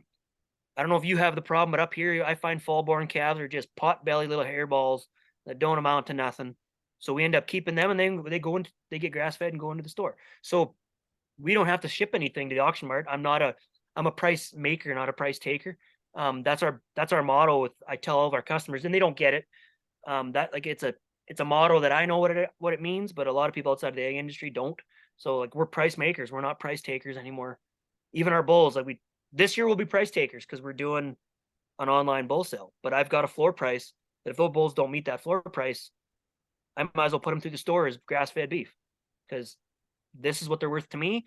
You might not see the value as a rancher in that, but that's what they're worth to me. So essentially, yeah, we are price makers, and that's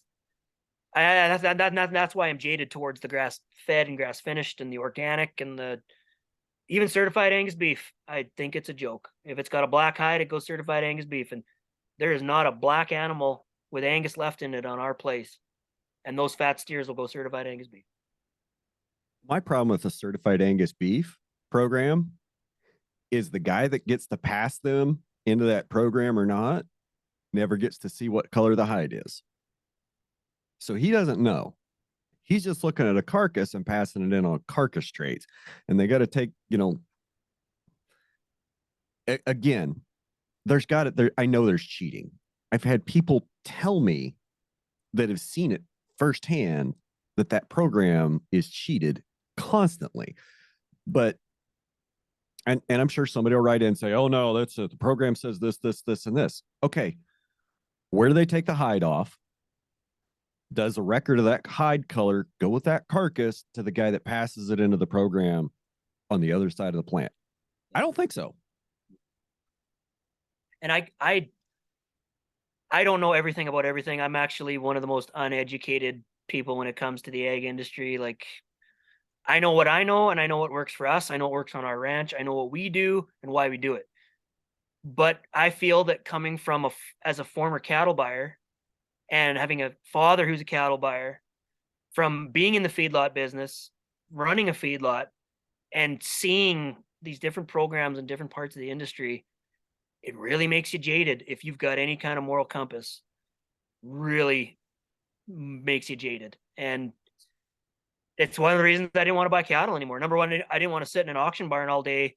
Yeah, some days you buy 9 loads and some days you buy 9 head. I didn't want to do that anymore.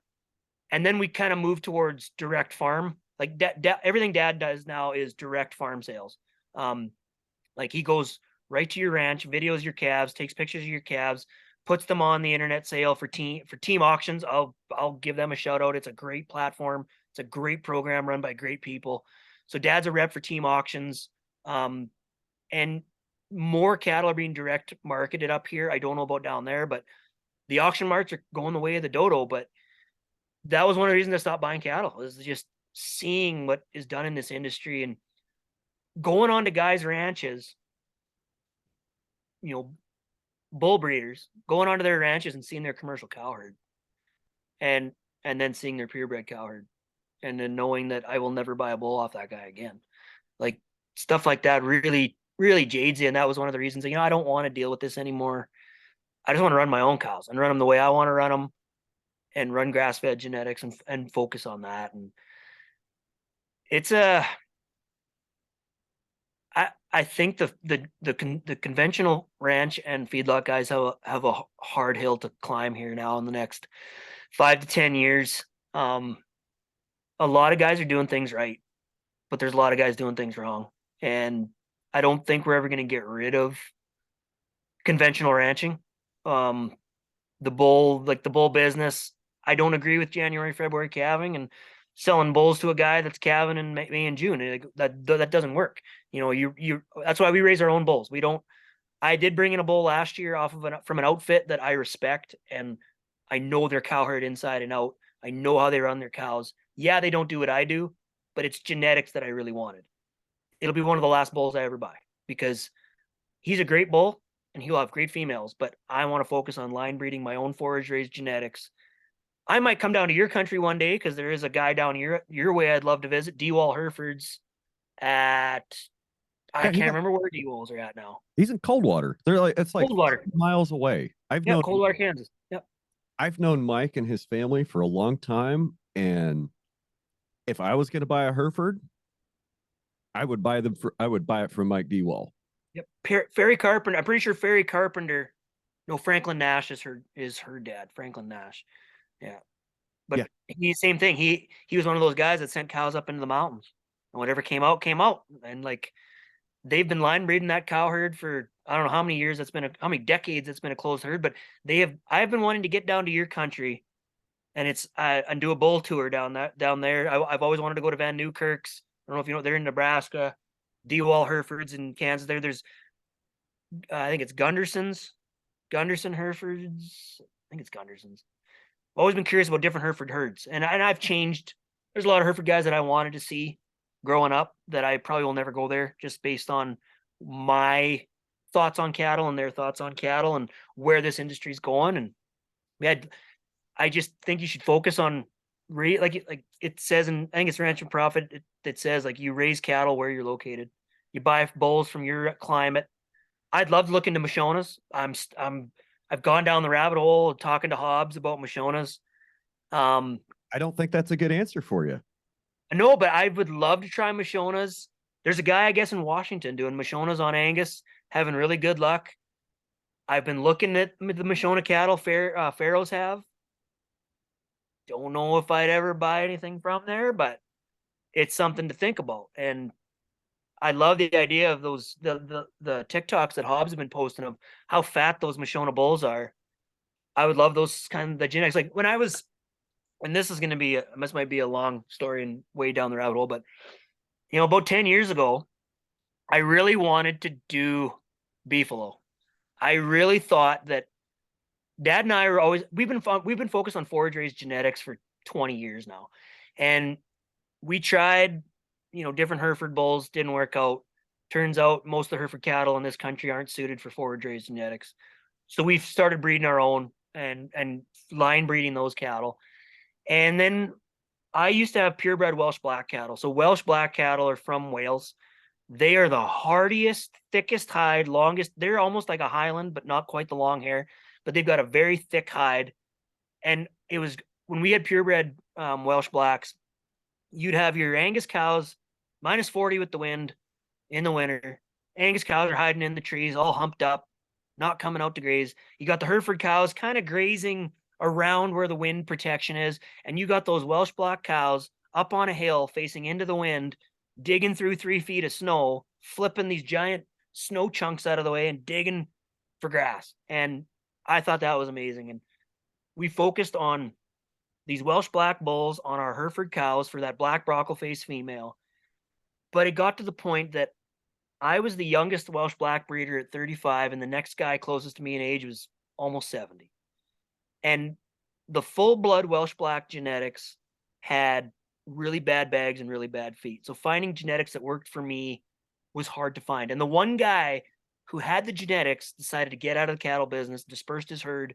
They went commercial. His genetics are gone. He had perfect feet, perfect udders, amazing cow herd. But we thought if we could take a Hereford Welsh black female, and then if you had a fortune to spend on getting a bison herd of Plains wood cross bison cows, taking those Plains wood cross genetics and getting that bred to a continental breed like a Gelve that had the milking ability, and Gelves do well up in this country with fleshing and their udders, but they're still a continental breed that can't handle the winters like a British breed does up here.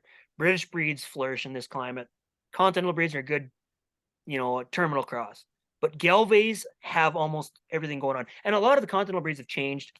Simmentals are doing better with different things, but they've brought in a lot of Angus. The Gelve breeds brought in a lot of Angus. There was no such thing as a black Gelve. Now there's black everything. There's black Charolais, for God's sake. There's guys up here in the Hereford business fighting for Blackfords. Like, come on, like just get over the Angus thing. It's done. You see what I've got. Oh, I see what you got. Yeah, I know. I've thought about Corrientes up here, but they'd die.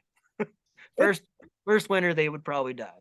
40 below is not ideal, especially if you do what I did and you go down to South Texas and buy sale barn cattle. Mm-hmm. They're probably not going to do well your first winter. It'll be, what did you say?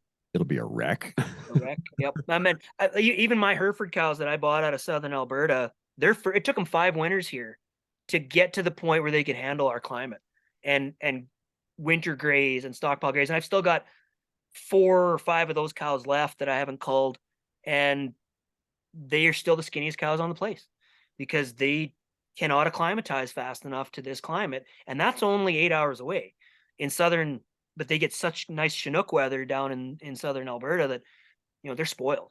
So I thought if we could take a Welsh black Hereford cross female, breed that animal to a Gelve Beefalo cross, combine those so you could get rid of, and the problem is with the Beefalo, you're looking at like 75% sterile animals in your first cross, and maybe even that many in your second cross. So it would be a very expensive venture. I sat down hours talking to Dad about this as we checked pastures, and he'd just shake his head the whole time like, you don't have that kind of money. You're going to go broke. Where do you think this is going to happen? Like, our cows see bison over the fence and they run. We've had bison at the feedlot and the cows run the opposite way. Like, you got to raise them up as yearlings together and blah, blah, blah. I thought if we could create a bison based breed and bring that here, and it didn't look like a buffalo.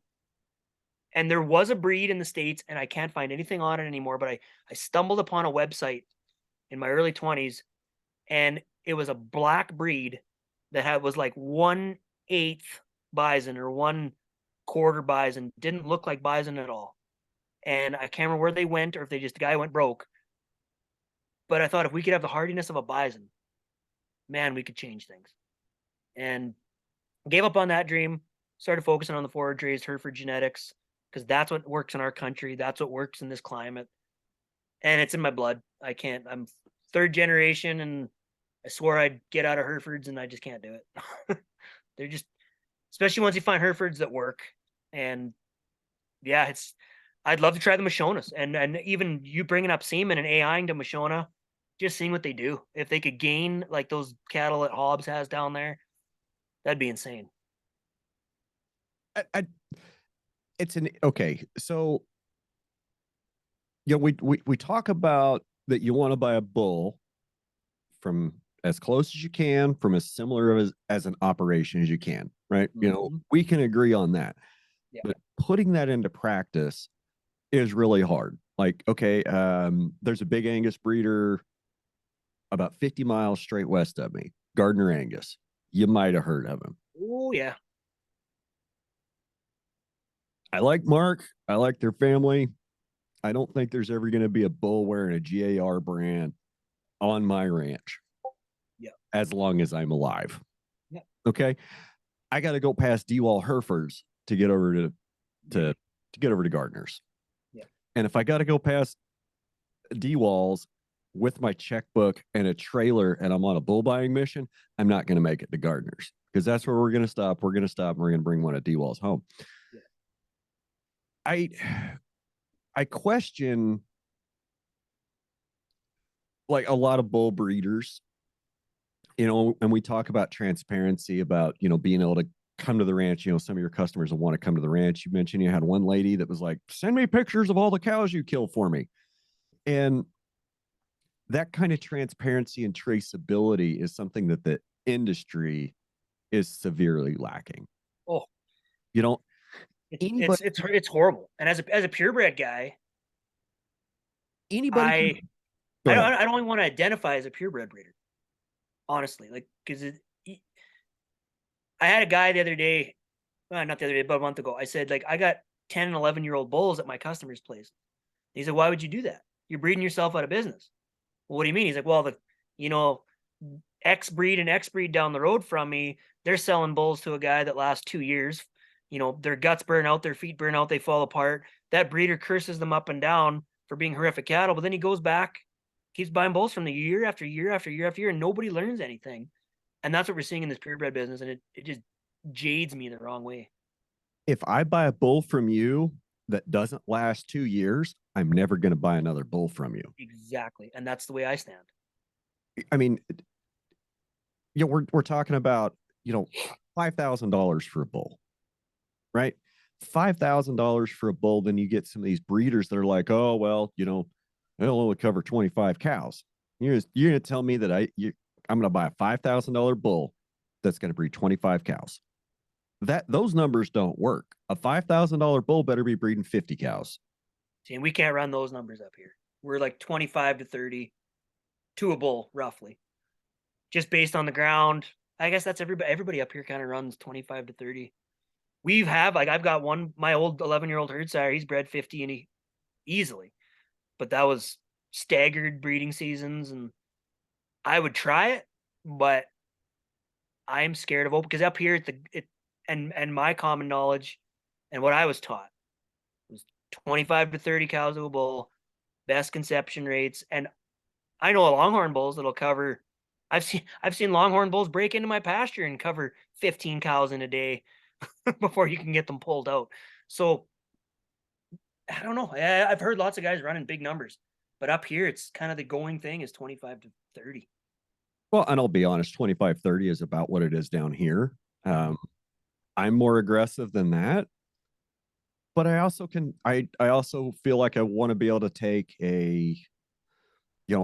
I can deal with a higher open percentage because I can just get rid of those. Like, yeah, it's true. Trying to push hard because I'm not where you are yet. I don't have my whole herd genetics isn't where I want it yet. I still have years to go to build my program to get what I'm really after. Well, I'm not there yet. I'm not even close. I have a long road to hoe. Like we're just tipping the iceberg. It's only the last year that we've really jumped down this rabbit hole of regenerative stuff, and really only the last 5 months that I've started listening to your guys' podcast, and really just like everything's just flipped on its head kind of deal. Okay. I've screwed up. I'll admit I've made a mistake. So my recording, my memory card is flashing at me, telling me we only have about 20 minutes left before it is done and going to cut off. So I want to know about your winter feed program. I want to know about your forage cycle, how you can feed cow, how you're I want to know your forage chain and your feeding out of cattle and how you're getting through the winter in Saskatchewan when it's 20 below zero with feet of snow on the ground. I want to know how you're not going out every day and spending a fortune feeding your cows. So let's talk about your winter feeding program, where you get the feed and how the cows get it. So we have always bought feed. Our feedlot sits on 260 acres of pasture. That is all we have. When we built that feedlot, the plan was to buy some land around us to put up silage. It never came to fruition. Land prices just going through the roof. We can't buy anything down there anymore at all. So we've always bought feed. We buy feed for our feedlot. We buy feed for our cow herd. On occasion, like this past year, like we did almost 1,600 acres of hay because we had so much grass, and we decided not to custom graze anymore. And our cow herd numbers, our grass management has slowly gotten better and better. We have a long way to go to get better grass management. But we buy hay, and I could never understand until the last few years why. It used to bug me that Dad wouldn't just buy some haying equipment. My problem is I can't cut hay. I can't sit in a tractor and bale. My allergies are so bad I would almost die. So that was one of the main reasons we started buying feed. Dad doesn't have time. I can't do it. Equipment's expensive, fuel's expensive, depreciation on equipment, and you can always find a guy who doesn't figure in any of his costs, who thinks that his hay is worth this much. So up until the last 3 years, hay's been stupid, like $240 a ton, $180 a ton, and about $140 a ton the 3 years ago. But before that, our 15-year average is $60 a ton delivered to the yard. And we can't put up hay for that. I can't own the land for that. I can't own the tractors. I can't hire somebody. I can't put fuel through that tractor. And I do not want to spend my whole summer cutting hay, putting up hay. And you get one rain and your hay goes black and it's moldy, it's garbage. You might as well just leave it out there. You're screwed. Whereas buying our own feed, we can pick dairy quality hay if we want. If oats are cheap or barley's cheap or wheat is cheap, we can buy grain and feed straw. Like there's always better options to buying your own feed and let somebody else who's putting up that feed not know their costs and think they're making money, because they're not. If they sat down and figured in, one thing we've always been consistent at is our land company owns the land, our cow company owns the cows, our feedlot company owns the feedlot, the cattle feeding company owns the cattle in the feedlot, the cattle buying company is separate, and all of those companies spread their costs across to each other. So yeah, our cows probably aren't making money, but we love our cows, and our cows are paying rent on land that's making money. So the way we figure it is, like, even this hay we put up this year, we didn't turn a wheel. We hire somebody to cut it. We hire somebody to bale it, because it costs us, I think this year was $15 an acre to cut it and $15 a bale to bale it. And we averaged, this year sucked. We only did about 1.5 bales an acre. But it's still cheaper to do that and then hire a bale picking truck with one of those self-loading bale picking trucks to come and pick those bales. And then this year we actually got intelligent and finally listened to Steve Canyon. What I've been seeing his Facebook for years is that you haul those bales right to where they're going to be. And so he drops those bales in 17 bale groups. And then this year I went out there and placed them all on 40-foot centers and did enough bales in a group for a week of grazing for each group of cows. We got our young cows separate and our old cows separate. And our old cows just started getting bales this week. They were grazing, stockpile grazing until this week. So we've always fed that you take your bales out once a week, and we've bale grazed for on and off for 10 years now, and swath grazing on every other year. We don't feed every day. We don't have time. Our cows are 45 miles away. They don't come home. They calve up there. They winter up there. We feed them up there. They graze up there. We process them up there. We haul the open cows out, the calves out, and we go up there once a day during calving. Like during calving, I go up and check the cows for 3 hours, come home. I don't spend all day up there. I don't go out and check the cows in the middle of the night. what's the point? That, So that's I've got how I other do things to it. do. Exactly. I got a business to run. Dad's got a cattle buying business to run, and we're rotational grazing. So we've got other stuff to do. And we like our time with our family. So that's big for us. So then we put those bales out on 30-foot, on 40-foot centers. Um, this year we finally set things up the way it should be, that everything's done in the fall. So that all Dad's got to do is go out there and move fence, or I got to go out there and move fence, or open a gate into another field. And for stockpile grazing, um, we've always had Dad's always had the understanding that for every day you stay off the grass in the spring is another week you get in the fall. We don't do that anymore. This will be the first year this spring that we're going to start calving the minute the grass turns green. Start calving them, moving them fast. We've always let a stockpile build up, but then that stockpile has kind of bit us in the ass come August. You've got that metal brome gets in their eyes and causes issues, causes some lumps. Um, get the awns and stuff and off certain grasses. So we're going to rotate them faster this year. We're going to rotate starting May 7th, but then the previous years we start rotating the 1st of June. We rotate after kind of calvings come to a slowdown. We'll graze them through in a big group of the young cows and the old cows in two separate groups of about 250 head. And then my cows separate in a group of about 100 or so. And we'll graze them till probably first week of July. We'll do branding, break them into the herd groups, because we've got, our Hereford cows get bred South Devon. Our South Devon Hereford Cross cows get bred Simmental. We've got our purebred herds that stay, different sires and different groups get stayed separate. So we break all that up at branding time, broom them into their groups, and then they'll keep rotating through the ranch. And then calves are weaned in October, and we will put all the cows back together, and the grass that we haven't touched, or the grass that we've, it's on their 45-day rest, we'll start grazing through that. And then we have about 10% native prairie. We won't graze that till fall. We essentially use that as standing hay, and they'll go on that. Like, we just came off the native prairie now, and they'll dig through the snow for that stuff. We do a bit of swath grazing. This year, swath grazing, our germination sucked. We only had like 25% germination on crown millet and Japanese millet. The stuff that did germinate looked really good. This is our first year doing Japanese and crown millet. In the past, we usually do oats and barley with brassicas, certain clovers. Japanese millet's been in there in the past for our cover cropping.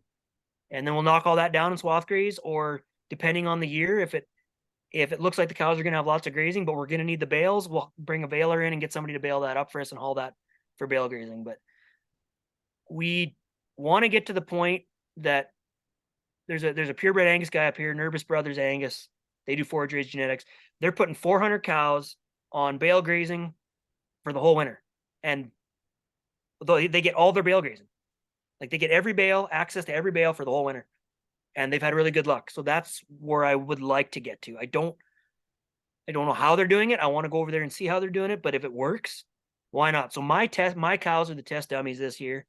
My purebred cows are the test dummies. We're stockpile grazing on some Ducks Unlimited land that we graze very lightly through the summer with about 25 head. And then we kick all the cows usually in there. This year we put those 50 in there. And I'm giving them, just from Noble Research's TikToks, giving them a bale a week to kind of stimulate their rumen. That's one thing I'd never thought of. We'd always just toss those cows out onto the stockpile grass until the grass was gone. We didn't like to start feeding until feeding was needed. But I've looked at the condition of my cows is far superior than that of Dad's cows and my commercial cows that are still doing the regular rotation through stockpile grass with no feed.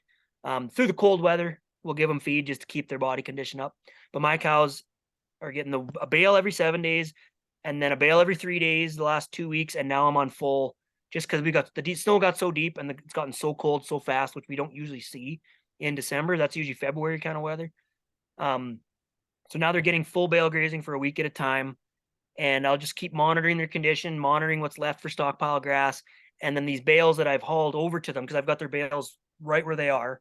So I just take them out, put them out a week at a time. I'm doing 10 days right now, actually. 10 days at a time.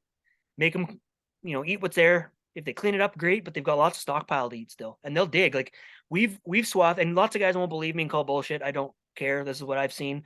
We've swath grazed in conditions where the snow is almost 4 feet thick, 3.5, 4 feet thick. And we thought those swaths were lost. Like we'll probably come back in the spring, graze them again. And all of a sudden the cows are clean up their swaths so they can easily access. And they're like a piece of mining equipment. And you've got a cow with her head down, just throwing snow over her shoulders, digging, and you can't see the cow in that trench. And she'll dig a trench right through that drift over that lee of that hill and dig that swath out of there. And cows are resourceful, and we got to let them be more resourceful. Like until we put this pasture pipeline system in for next winter, it'll be ready for next winter for water. Our cows eat snow. We don't break ice. I don't chop ice. They will in the fall when there's no snow, but the sloughs are frozen over, they'll find a beaver run. Or they'll find a place where they can push down on the ice with the weight of the cows, and the water will come up through a crack in the ice. Our cows do not get access to water. They can do it on their own. You just got to let them do it and train them to do it. It's doable. You got to try. A lot of guys are like, oh, I'm going to break ice all winter. Why? They'll eat snow. Well, if you have snow all winter on the ground and you have water that's not in a tank, I mean, I love our beavers. We have a lot. Like Ducks Unlimited figured at one time on our ranch we had 1,000 beavers on 4,000 acres. Wow. I didn't realize it can be up to 12 to 15 beavers to a lodge. Yeah. I always thought there was 1 or 2 plus a couple babies. So they did a aerial survey, and they figured with the active beaver lodges we had almost 1,000 beavers. So I hated beavers for a long time. Still do if there's that many of them. We're down to probably 15 lodges on 4,000 acres now. And we'll keep it about that because if we noticed through the drought, the sloughs that didn't run out of water were our sloughs don't move. Like that stale water that never moves. It's stagnant, but those sloughs didn't go dry because those beavers are packing the ground in that slough to stop the water from even evaporating below ground. And they're finding the deepest sloughs to live in and keeping those riparian areas healthy. And if we can keep the beavers, we have a lot of bush in our country, and we were just sick of the beavers wiping out our bush, completely wiping it out to the point that we have quarters of land that have no wind protection at all left because the beavers have wiped them out. And you drive a tractor or a truck into one of those old sloughs to, grab something, and you puncture a beaver spike through a tire, tree spike through a tire. It ain't fun, but I see where they would work better in creeks and rivers. We don't have any creeks and rivers. We got stale, stagnant sloughs. Interesting. I've talked about it before on the podcast that the main creek that's on the east side of the ranch, there's 2 beaver colonies that live on it.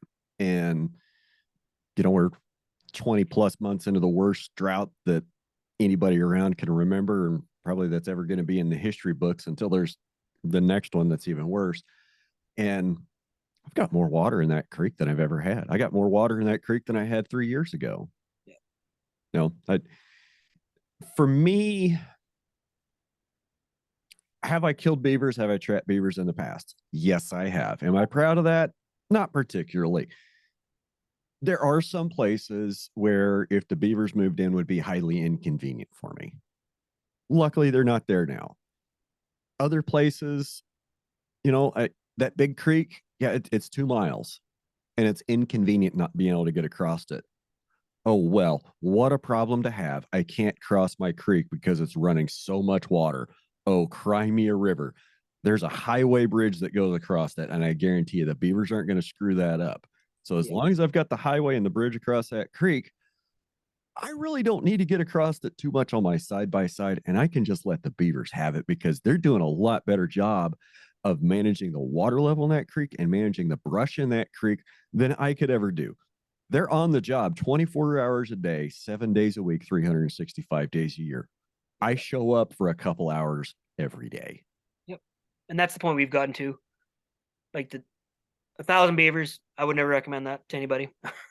It was a disaster. But now that we've thinned their numbers down to what they're at, we've left them alone. Same with coyotes. Like we used to shoot every coyote we'd see. Oh, they're killing calves, they're killing calves, they're killing calves. And until we had a trapper come out and just kind of say, I don't go after every coyote. I put up cameras, I put up stations, and I look for the problem ones. And I go after the problem ones. And if you go after every animal, you're going to open up a can of worms where you're going to let those coyotes that are going to go after your calves into your area. And all of a sudden you got a problem. Yep. So we do have predation insurance up here, and we utilize it because, the calves, they've been eaten by a coyote, but were they alive? Was that calf alive when the coyote found it? Or is that coyote there cleaning up dead animals, cleaning up your dead stock? Yeah, they have, you get a cow go down on you. We had a cow go down in the bush and the coyotes went after her while she was alive. That's rare. Like, so we got to start thinking, if we start eradicating all these predators that aren't causing any issues, we're just going to cause more problems for ourselves. And I watched that Little Big Farm a couple of years ago on Netflix, and like just watching how they used nature to fight nature. And you can't fight every problem. You just got to find another solution. And that's when we've had a bunch of shifts on that. Same with our bale grazing. We'd make them lick it to the dirt with bale grazing until we started. A couple of years back, I drove up onto a bale pack, sunk the truck right to the axles, and I was ticked off that I sunk my truck. But I got thinking, hey, like, we're in one of the worst droughts. Like, we haven't experienced drought. Like, in my life, there's a drought of the 80s that all these old guys talk about. I was too young. This is the first drought for our guys in their mid to late 30s, maybe even early 40s. This is our first drought. So grass is brown. I drive up on this hilltop to take pictures for social media about how high this grass is. Sink my truck. Man, like, these bales that we're making them clean up, we didn't make them clean up that year because we had a lot of hay. Well, now we're using all this bale pack as a sponge. So I back out, finally get out, and in my ruts, there's snow in the middle of July and tons of moisture and ice underneath that bed pack that we had always looked at, oh, it's going to kill everything. But then we started looking at where we're leaving, we're making them lick the dirt up. Yeah, we can see the results of bale grazing for 2 or 3 years. Where we left the bales, where let's say they destroyed a bale out on a field that we didn't get picked up or something, and they don't clean it up. And we'd go over there. You can see those results 7 to 10 years later. You're seeing the grasses are better. You can still see that green ring on that field after the cows go through. So we just gave up. Like, why make them clean it up and make them lose condition when we can keep that organic matter on the soil, capture moisture, use it as a sponge, especially when we were putting out the bales during the winter, you'd put those bales on the snow. This year, we'll see what they do by having the bales already on dry ground. But we've got drifts. Like, those bale rows are a porosity fence that are catching snow and catching snow and catching snow. That snow is either going to go down into the ground or be covered by hay and packed like concrete that it'll take all summer for that to evolve. I'm not worried about what's going to grow there next year because our bale grazing ground, we don't touch it till now. We give it the whole year to rest, or the whole summer, spring, and fall to rest. And the cows will go on there either for fall grazing, or we'll leave it till next spring, the previous spring, so a whole year, and then we'll calve on that ground. And there's weeds, but like I see guys on TikTok posting bale grazing videos and it's dead spots. We don't have dead spots. We have no dead spots at all by the time summer and fall roll around. All that grass is broken through that bed pack. And what that's going to do down the road for us now, leaving all this organic matter behind, it's insane. Like, we look back at 2 years ago when we first started 3 years ago, when we started putting out bales for a week at a time and not making them lick it to the dirt. The amount of organic matter and grass and different grasses that we've never seen because we're importing hay. So yeah, there are weeds, and Dad hates weeds. He will never agree with me on just letting the weeds have at her. And we got absinthe wormwood up here that Dad wants to hit with every chemical he can find. There's 1/4 land we haven't seeded to grass yet because he wants to kill that wormwood, that absinthe, until it's gone. And I just said, leave it. Like, let's seed it to grass and see what happens. Bale graze on it. Graze right on top of that. Eat it. Bring the cows won't eat it. They hate it. I don't know why. Certain times of year they probably would. But we don't graze that ground because right now it's broken ground that we're trying to get swath grazing and stuff on. But everything will be seeded to grass on our place. Eventually, we will not have any broken ground. If anything, we'll try direct, no tilling into sod with some turnips or brassicas or sugar beets or whatever. That's down the road. That's what I hope we will be accomplishing next. But this bale grazing thing, if more guys would try it and just don't make them lick it to the dirt. Like, we're guilty of it. And then you watch them lose condition, and just think about what synthetic fertilizer costs. And if there was a way to measure how much organic matter and how much manure and how much urine we're putting down into that ground, I would love to do that and compare that to synthetic fertilizer. So if you're putting down, if each bale puts down, you know, let's say 300 pounds of organic matter, fertilizer, and urine, and you figured, right now, let's say synthetic fertilizer is $1,000 to $1,200 a ton. What is that organic matter worth? That hay is definitely worth $120 a ton to buy it from somebody else. 100%. I've said it for a while that, if you're going to buy hay, you're not just buying, don't look at it as you're just buying forage. Also look at it as you're buying soil nutrients, because that's what some of it's going to end up. So and grass seed. Yeah, if you approach the hay equation as just simply forage for cows, you're not capturing the whole benefit of your dollar. When that hay bale gets put out on your land, you're not accounting for all the benefits. And that's what we're guilty of. Like we're guilty of a lot of things that we've only in the last couple of years, even in the last couple of months, that we've changed. And it's going to be another 10 years of learning and figuring out what works. And I'd love to cross fence more. I'd love to put all the bales out like Nerbuses do and just let the cows have at it. And it's what a lot of guys don't figure in is you're not just starting a tractor and going out to feed your cows in this area every day for 3 to 4 hours.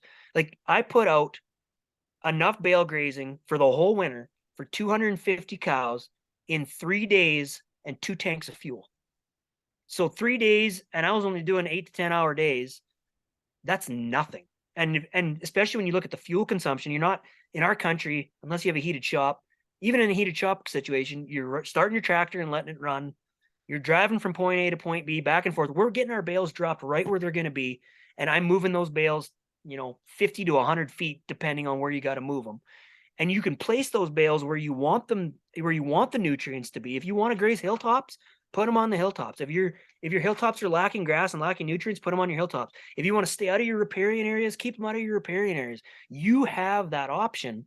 And guys on TikTok will fight you all the time about, feeding with a TMR, feeding with a bale shredder, feeding with a rolling the bales out. That's better. It's not. And if you would just try it 1 year. Take 50% of your cows, or take 50 cows, put them on a separate piece of land, put out your bales, bale graze that land and leave matter behind on grass. Don't do it on hayland, or don't do it on cropland, because then you're gonna have to go in there with a pro till or with a heavy disc to get that so you can drip seed through it. Right. Don't do that. Put it on your hayland and just leave it. And in 3 to 4 years, see what that land does. Because I guarantee you that land is going to be your best producing land on your ranch. We don't use synthetic fertilizer for ourselves, even when we seed our cover crops usually, and our swath grazing stuff. But there's guys who they pound synthetic fertilizer onto their hayland around here because that gets better. Like $1,200 a ton fertilizer is not making you money.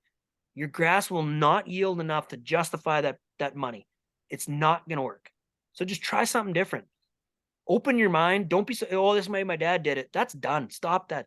I was lucky enough that my dad has been very open-minded from the day we started raising. The day I got into the cattle business, Dad was already doing stuff that most guys do. We moved to May calving. We were rotational grazing, where you stockpile graze, we swath graze. Dad never took any grass management schools and stuff. He just learned as he went as a cattle buyer from different calf customers, what they were doing and what worked. I was lucky enough to have a dad that focused on that stuff and pushed me to think out of the box and try different things. And now we've kind of reversed roles, where I'm trying to get him to think out of the box. And I'm reading Dirt to Soil right now, and I've got For the Love of Soil up next. And I want to read Dave Pratt's book. Dad is anti a bunch of the stuff I talk about from these podcasts. He saw Gabe Brown's book when I opened it at Christmas, and I'm like, I want you to read this. He's like, oh, I know Gabe Brown. He's the cover crop guru, and I've been knowing about him since the 90s, and so now he wants to read that book. So if you can change, and you can get your significant other or your father or your son to change with you, there's so much potential in this cattle business. I was ready to quit the cattle business when I was working at Everbrowse. I didn't see a future in this business. I thought it wasn't going the way that a lot of guys would. There's a lot of guys that got out of the business. Our parents pushed it. My generation, our parents pushed us off the farm. Get the hell out of farming. There's no money in it. There's no future in it. Even up until 5 years ago, 10 years ago. No, yeah, let's say 5 to 10 years ago in this area, everybody went to the oil field. All my buddies went out to Alberta, made a fortune, but now they've come back with money in their pockets and they're farming and they're making money, hand over fist grain farming, doing okay raising cattle. But 5 years ago, I thought this business was done. Everybody was going to go grain because grain's easy, land's too expensive. So for my neighbors, I tell them all the time, why do you rotational graze? Well, and I've heard this on your podcast, or I heard it on Working Cows, and I use it all the darn time now.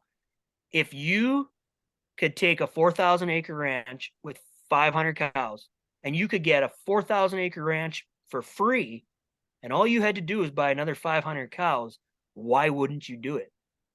They don't get it. I tell them that way and they still don't. Yeah, but you got to buy the other 500 cows and you got to build the fence and you got to move them every day. Well, you're sitting in a tractor all summer long putting up hay when you could take that hay ground, cross fence it, and stockpile graze it, and you wouldn't have to put up hay all damn summer. And But have more that's the way hours they do it. and have more hours to go to the lake because you're And not that's sitting what, with a tractor.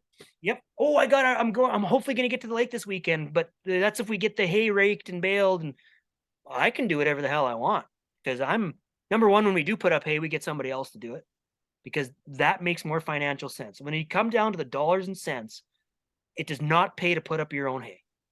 Even if you own the tractor, even if you own the baler, even if you own the land and you don't pay yourself nothing, it does not pay because nobody figures in depreciation on equipment, opportunity costs. They don't figure out a wage for themselves. They figure, oh, at the end of the year, I pay my bills and I got a little bit of money to go to Mexico. I'm good. No, it doesn't work. Financially, it doesn't make sense. So sit down, figure out what your land's worth, figure out what your time's worth. And for me and my dad, I always just laugh at him because he's like, my time's $100 an hour. I don't do a job. I couldn't figure out. I'm a handyman. I do everything myself. Dad does not do anything. He hires a guy to do everything for him. I could never figure out why. But he said his time is worth $100 an hour. Because if he can be on the phone marketing calves, if he can be on the phone or on the road looking at cattle, putting cattle on the internet, his time is $100 an hour. Figure out what your time is worth. Take that into consideration in everything you do. And I've gotten to the point now where I'll call an electrician. I'll call a plumber. I got better shit to do. I got my own business to run. I got my own cattle to look after where I've been putting them on the back burner because I got renovations to do. I got yard work to do. I've got things that I know I can do it. So why hire somebody? I've gotten to the point now where, okay, I can hire somebody to do this. I can hire somebody to do that. But there's a lot of stuff I still don't. I do it all on my own. But figure out what your time's worth. Figure out what your equipment's worth. Because one day, oh, my tractor's paid for. One day you're going to replace that tractor. Oh, well, then I'll finance it. Well, okay, well, what's that going to cost? Fuel. Oh, all I have to do is put fuel in my tractor. My land's paid for. Okay, well, if you rented your land out, what would it be worth? A lot of guys don't figure that in, and they never want to know. A lot of guys that think they're making money grazing corn, and their cow. Oh, I told a guy once that my costs are almost $1,000 a head. How can you run cows for $1,000 a head? How's it so expensive? I figure in every single thing I do goes into my cows. And if those cows can't make $1,000 a head, like if my calves aren't gonna make $1,000 a head, I'll keep them because I can't pay my bills. I remember, and I don't know how, but during BSE, we were selling calves for $450, and we were laughing during BSE because our costs were so damn low back then. So if Dad and I talk to guys all the time, if as a rancher, calving in May, rotational grazing, stockpile grazing, if we could make money through BSE when the markets were closed and calves were 90 cents a pound, then we should be able to make money when times are good. Yeah, our inputs are ridiculous, but we're trying to minimize those inputs. Like we own a tractor. We got almost 600 cows, and well, let's take the feedlot out. The feedlot's a different entity. It's got a front wheel assist tractor, a feed wagon, and a loader tractor, but it's sitting empty right now because it doesn't pay to feed cattle down there. Feeding cattle is too damn expensive. Anybody feeding cattle thinking they're making money, you're not. I don't get how you're doing it. It doesn't pay. Subsidy. And in my mind. Subsidy. Yep. It's subsidies. And for us, we've got 600 cows. We own one tractor with a loader on it. That's it. We don't own a baler. We don't own a disc bind. We don't even own a damn cultivator or a bale picker or nothing. We have one tractor with a loader. Oh, and a post pounder. I got a tractor loader and a New Zealand built post pounder. That is it. And I have a skid steer and a and pickup. Yep. And I remember being a kid and telling dad, like, why don't we have a skid steer? It'd sure be easier getting the barn to clean or sorting barn out and stuff with a skid steer. Well, it's just another piece of equipment. It's another engine you got to maintain. It's another expense. And until I started ranching on my own, there's a lot of stuff I didn't realize until I started ranching on my own when I left dad in 2012. And he's right on a lot of things. And I hate admitting it, but he is. He's a very intelligent guy. And the more stuff we can do with the minimal amount of inputs and the minimal amount of fuel, minimal amount of equipment, we'll all be better off. And if look over the fence, like look over the fence, what your neighbors are doing, maybe you can use some of those ideas and just open your mind. That's what I tell all these young guys and even guys my age, guys older than me. I got guys older than me that I thought were really good ranchers reaching out and like, well, how are you doing this? How are you doing that? Well, how do you not know? But they don't because they've never tried. Yeah, I'm not going to mention any names, but it was a couple of years ago. Somebody that I've looked up to and had a lot of respect and looked to for some advice in the past came to me and said, he came to me and was looking for advice from me, and that was very interesting because when somebody you view as a mentor comes to you and asks you for advice, it's a very interesting shift. It is. I've got to get out of here. Yep. My recorder's blinking at me that the memory card is like about ready to cut us off. Okay. So real quick, take us out of here. Let us know where we can find you on the internet. Okay, so for forage raised horned Hereford bulls, Carzan Land and Livestock on Facebook, my personal Instagram and where I post most of my bull and family stuff is Carzan Grass Fed on Instagram. Our beef direct consumer beef business and our is Carzan Local Market on Instagram and Facebook, and Carzan Market or Carzan Local Market maybe on TikTok is kind of our mix of our cows, store, personal, and then Carter Bezan on Facebook if you want to connect personally. Carter Bezan on Facebook, and our website is carzan.ca for our cattle business, and carzanmarket.ca for our direct-to-consumer beef business. Okay. I'll try to make sure I have all those in the show notes, bud. Sounds good. All right. Well, I guess try to stay warm up there, and I'm going to go put on my cold clothes and go take care of my cows today. Yeah, sounds good. Thanks for having me. Hey, it's been a lot of fun. Y'all have a great week.